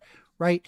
But if you're just sitting there operating on a platitude and then you just say clearinghouse model because I'm a libertarian and Federal Reserve bad is not going to be. No, I'm trying to explain to you what a clearinghouse note is. I tried understanding it. It's not making any sense. You're just explaining, hey, look, banks exchange it. Great, awesome. But that doesn't tell me anything. How does that fix the Federal Reserve? How does that fix that, right? Because there's a central model that can create and induce demand by having lower interest rates. That we know. We can create that, and it works. And it turns out that we have the most modern economies in the world all operate on this. They all have the same concept, right? Whether you're the Eurozone, whether you're the yuan, whether you're the United States dollar, it operates the same concept, okay? So either all economists are wrong and you are right, or maybe, I don't know, show me this clearinghouse computer model. I'd love to see it. Well, I'll explain to you what the clearinghouse note is. It's basically just money issued by the bank that's used in interbank settlements, right? The issue is that this was explicitly illegal, even though it happened formally all the time. This is how they responded. But I still don't know what the fuck it is. I'm explaining it to you. What do you? Okay, so I'll just. You're not explaining it. You're explaining what it does, but you're not explaining it. It's a temporary currency. Is issued by a clearinghouse association. Is backed by collateral deposited by member banks. And it's used by banks when cash is scarce. So if cash is scarce, then banks can decide to issue promissory notes. Yeah, but the thing is, they weren't allowed to. They weren't allowed to. So this endogenous monetary creation aspect. What do you think a dollar is? A dollar is created by the federal government. Banks were not permitted to make their own money. What if I told you a dollar is also a promissory note? No one's denying that. So you want a promissory note for the promissory note? What I'm saying is I want banks. Doesn't it seem a little redundant? It doesn't make any sense. Okay, so wait, you're talking about the frozen dollar? Is that what you're going back to? I just don't know where you're going at, and I don't find the idea that getting rid of the Federal Reserve is saying clearinghouse is not going to undo the whole thing. We gotta move on, man. I'll give you the last word, but I gotta move on. I really do. So I think what's happening here is I think it's like a kind of confusing topic. I know you don't debate econ, and I guess I'm sorry for econ. I do it all the time. The very fact that I'm even able to address your questions and understand your questions tells me that I have read econ, right? I know econ, right? I'm not getting the last word. You just keep interrupting and yelling. You seem very angry. You're saying things that are incorrect about me as a personal characterization, which I did not do. Can you name one thing I said that was incorrect? Well, I just don't. I'm trying to understand your position. You can't articulate it. Things are incorrect. You're retarded, man. Like, what the fuck's wrong with you? All right, like, man. you've been treating me like shit the whole time. Good talk, dude. Good talk. Like, you're actually retarded. You can't say a single thing I said that was wrong. Great work. Say it. What did I say that was wrong? What an idiot. Fuck off. Jesus Christ. Fucking debate, bro. Amender, can I interest you in a definition of a camel? Go ahead. So, for example, it's like, it's something that like goes in the water and has like scales and eats plankton. That's something a camel is not. Are you closer now to understanding what a camel is? No. Because I already told you something about it. I told you what's not. Like, I told you one thing it's not. We're inviting B. So... B, you're invited to speak. Come on up. Yo, what's up, Amender? Hey, how you doing, B? What you want to talk about? Well, what do you want to talk about? I'm asking you. I always defer to the caller. Well, I honestly forgot about the list that you had, but I guess I'll just try to recall something. Anything? I can't recall anything. Do you know anything? If you don't have anything, we got to move on to the next one. All right. I guess we're gonna have to move on. Sorry. Appreciate you. Okay. All right. Let's see. We got Jerkman. Jerkman, you're being invited to speak. Yo, what's up? Hello, Jerkman. What would you like to talk about? I guess the main thing I'd be wanting to talk about is negative income tax versus like in-kind welfare. Negative income tax versus income welfare? In-kind welfare. In-kind welfare. Okay. I'm not against the concept. Like the negative income tax makes sense. My only concern is I don't think it like adequately addresses certain wealth disparities in distributions. Like I could, for example, argue that a person with multiple kids is probably going to need more help from the government than somebody with no kids. Sure. Or if somebody needs like, like if they have an injury, they would probably need more money than just simply what is created through the negative income tax. Yeah. So with negative income tax, it's not like completely going against that. Like in some negative income tax models, like they have things like child credits, right? So like if you have 2 children or whatever, you would get an extra $800 per kid. Like these are random numbers. Yeah. And then negative income tax doesn't also mean like get rid of like disabilities, stuff of that nature. It's basically just trying to basically minimize the amount of deadweight loss that in-kind welfare creates. For instance, like SNAP benefits, right? If we give you $800 of SNAP versus $800 of dollars, right? Well, you should be aware though that SNAP is one of the most successful programs. Sure. I'm just saying that it's not a good model. Yes, but just FYI, it is literally one of the best programs ever. It does exactly what it does, and on top of it, it actually generates a profit. Most people aren't even aware. Yeah, I'm not like against like full. I'm just saying like if we were going to go apples to apples here, right? Like there is a better system, and it would be negative income tax because it would not have comparison to SNAP. Loss. Yes. I mean, you would have to show me how. Sure. So like for instance, like right? I'll be honest with I'm you. Like on top of it, right? Like you chose SNAP specifically. It's like one of the most successful programs ever. Very, very good. And like it does exactly what it was designed to do, and it has virtually very, very little waste, and it does have its own programs where it actually detects for waste. It's thankfully it's very low because of that. The management is actually very good for SNAP, and it reduces poverty by the millions. I honestly, I don't think it's a very good example of something that you're missing my point here.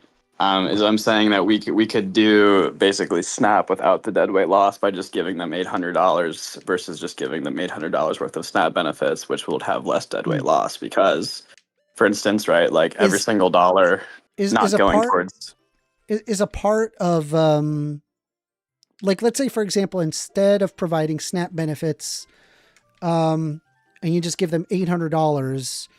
Could for example, like they decide to purchase like cigarettes and alcohol with the $800 and lottery tickets?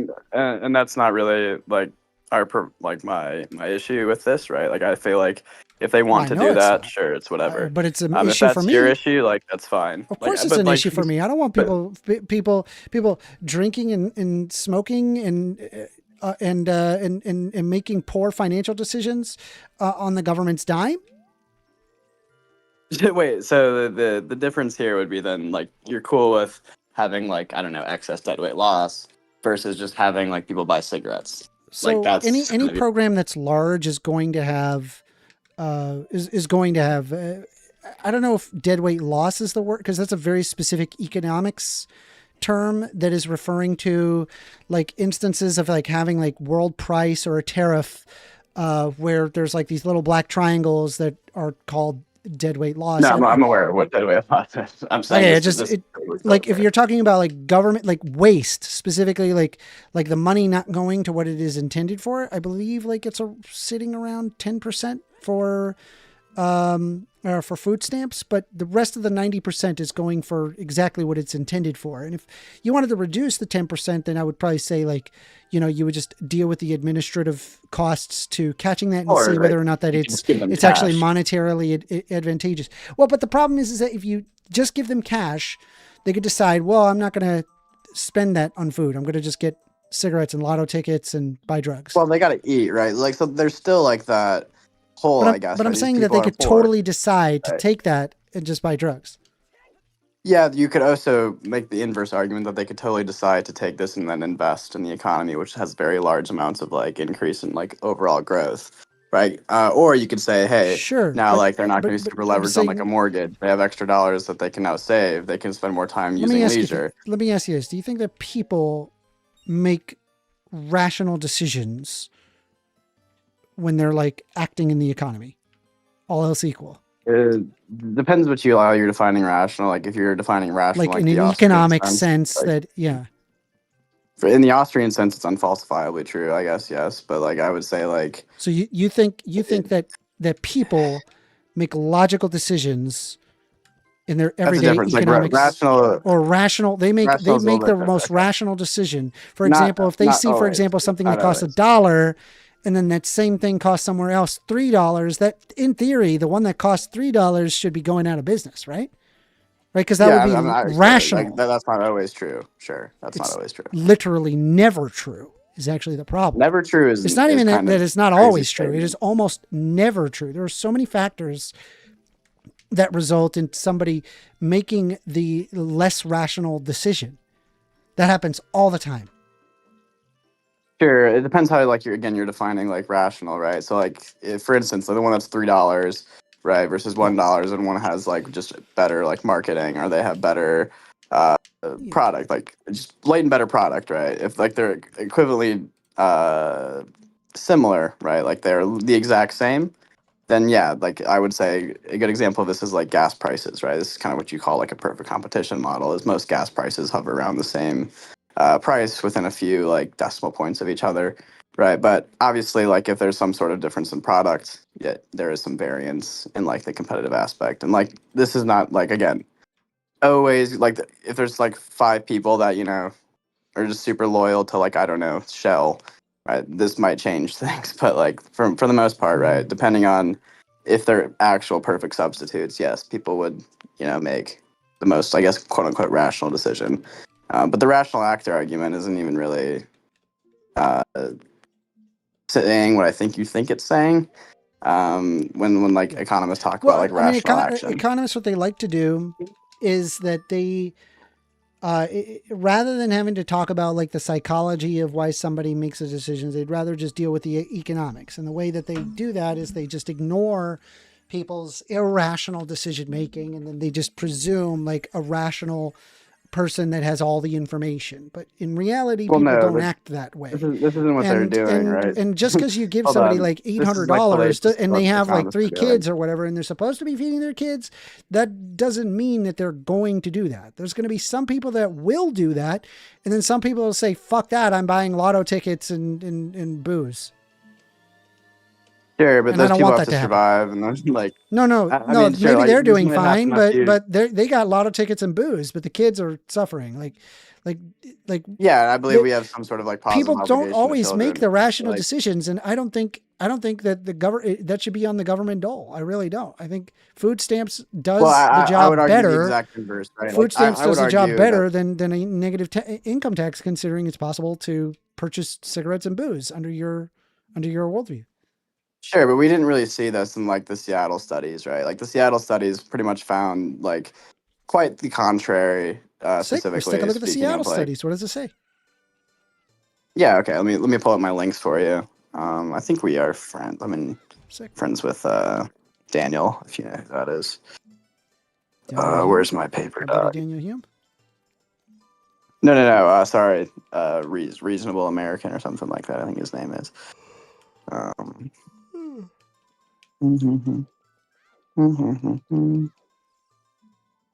Negative income tax. Is this the one? Yep, there we go. Oh, it's the DSG model. That's the one I was looking for. It might have a paywall is the only issue. It's okay. Is this the DSG model? No, I'm sorry. I don't have this link quite ready. Okay, it's not a big deal. But I will get it up for you if you want to like continue this talk. Well, you could always DM it to me, and we'll take I could take a look at it later if you like. Gotcha. We're about 9 minutes past when I stop streaming. Okay, I got you. But I would basically make this argument from what it would be is that the deadweight loss created from like, $1 food stamp not equaling $1, is that you just have basic, the deadweight loss would be greater from that than like it actually generates a profit, right? The $1 food stamp actually generates $1.50 in turn. It does. No, I'm not even say this, right? It's fabulous. It's a great system. Where's your... And people don't go hungry. Did you know, Daniel, my mom, she had to put me on food stamps? My mom, yes, when she separated, about these things. My mom, when she separated from my dad, it was so funny because like I was a little libertarian. I was like there, like 22, 23 years old, arguing my libertarianism, and there I was arguing against food stamps. And my mom, she was like, I was advocating wanting to get rid of food stamps because I'm like, why should the government be responsible for this stuff? It doesn't make any sense. And my mom was like, motherfucker, how the hell do you think you were fed? Yeah. So basically, this paper finds that there is I believe, a 2% increase in general welfare from negative income taxes via our current welfare system, as well as minimizes a lot of. There's an argument for negative income tax. I'm not poo-pooing negative income tax. I just want to be clear. Like negative income tax shows that there's efficacy here. A replacement for SNAP? You're out of your fucking mind. Keep SNAP. SNAP works amazing. Right, I would be hard pressed into thinking that SNAP would it be a better outcome. Just wrong. Why not have both though? I'm just asking. I'm not that true. True. That's a good point. True. Having both actually does create some sort of a problem, right? You don't want just a crazy amount of budget constraint here for the government spending. Now, obviously, for example, the money has to come from somewhere, right? If we have to divest some money from, let's say, oil, for example, the negative market externalities from oil, that we extract some money from that, and Yeah, but a negative income tax. I mean, there are ways to go about this where it can be paid. It's just I don't know if you're really getting that much revenue, and I believe SNAP isn't that expensive. I believe Snap's around super cheap. It's cheap compared to 500 billion. I could be wrong here. I think it's 2 to 500. No, 2 to 500 billion. How much does Snap cost every year?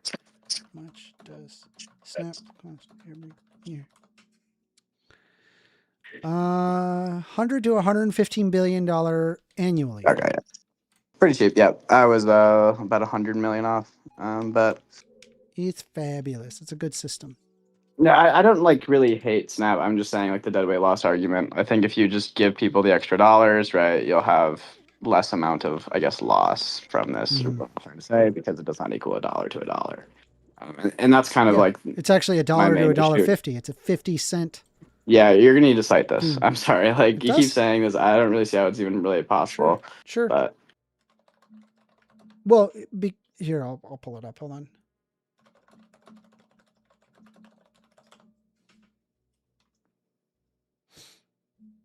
maybe they might be saying $1.50 as tax revenue, but that's not what I'm really speaking of. So this is the CB Center on Budget and Wait, Policy hold on. Priorities. Is this just a tax multiplier? If that's what it is, it's not my argument. Sure, there can be positive tax multipliers that would still apply to like No. negative income tax. Okay. No. It says here. Hold on. Where's my Chrome? Sorry, give me a sec. Supplemental nutrition program, most important anti-hunger program, reaching 41 million people nationwide. Let's see.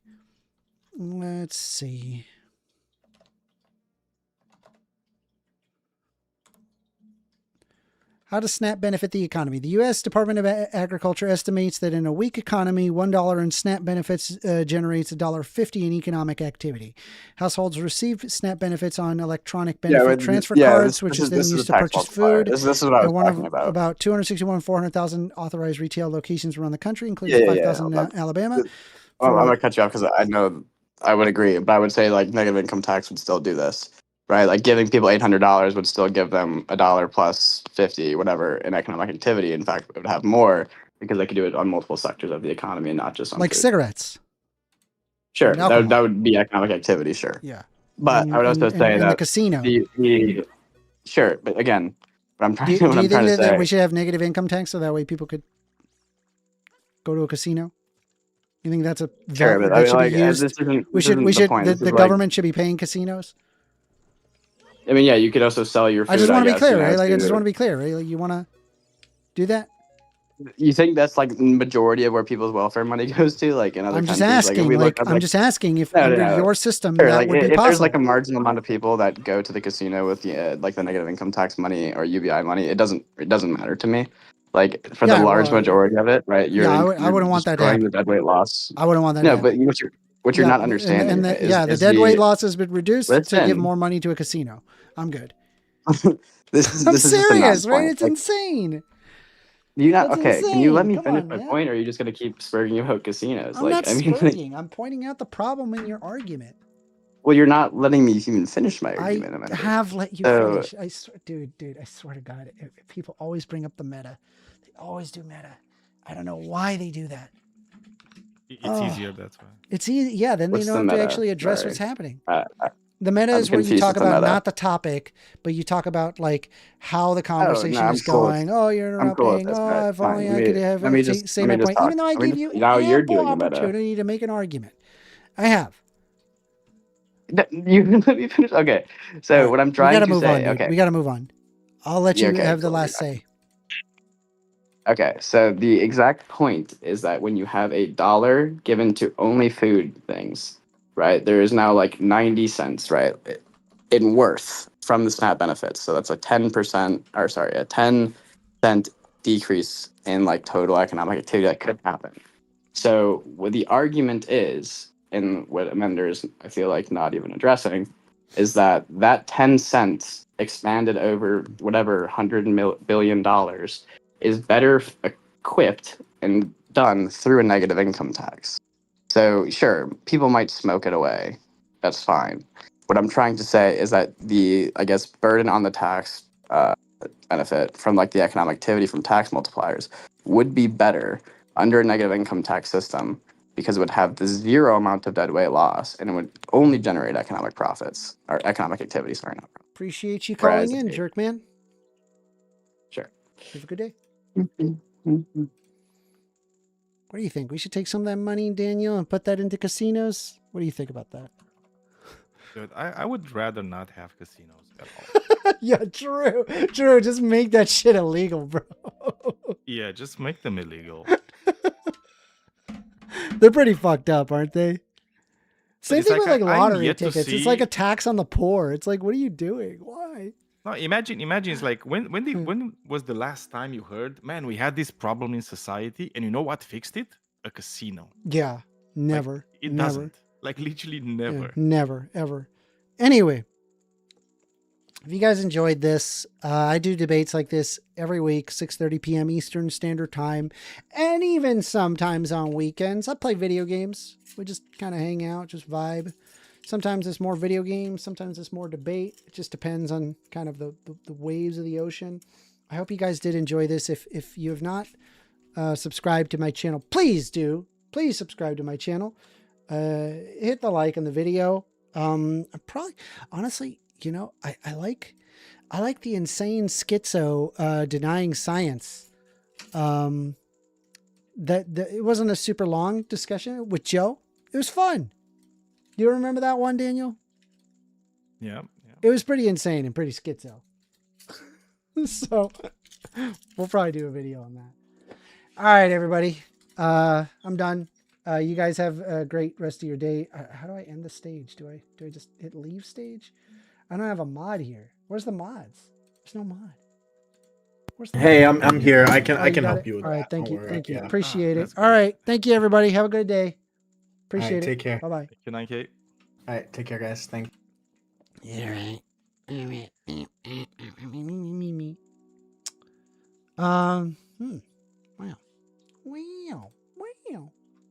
Wow. I'm 1 subscriber away from 1,080. I was hoping to hit that today. I didn't hit it. Dang, I was close though.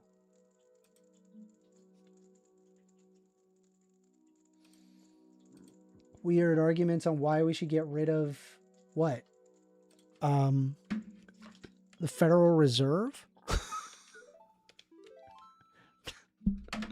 Like, I know so much more economics than you. Let's get rid of the Federal Reserve, everybody. Bro. I have a feeling you don't know that much about economics. All right, everybody. Wow, that was a lot of people.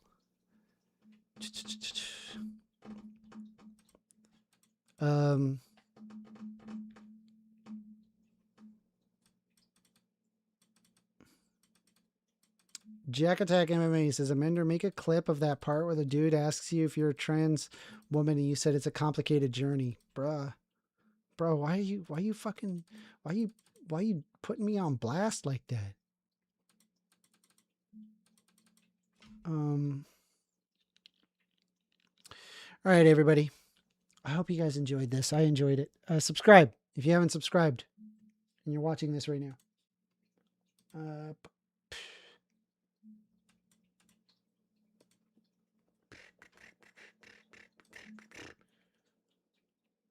Good Zelda talk. One of the politics admins. Always good to see people in our community out with activity. Sick. All right. Let me get rid of this. I gotta get rid of this this thing. Wow.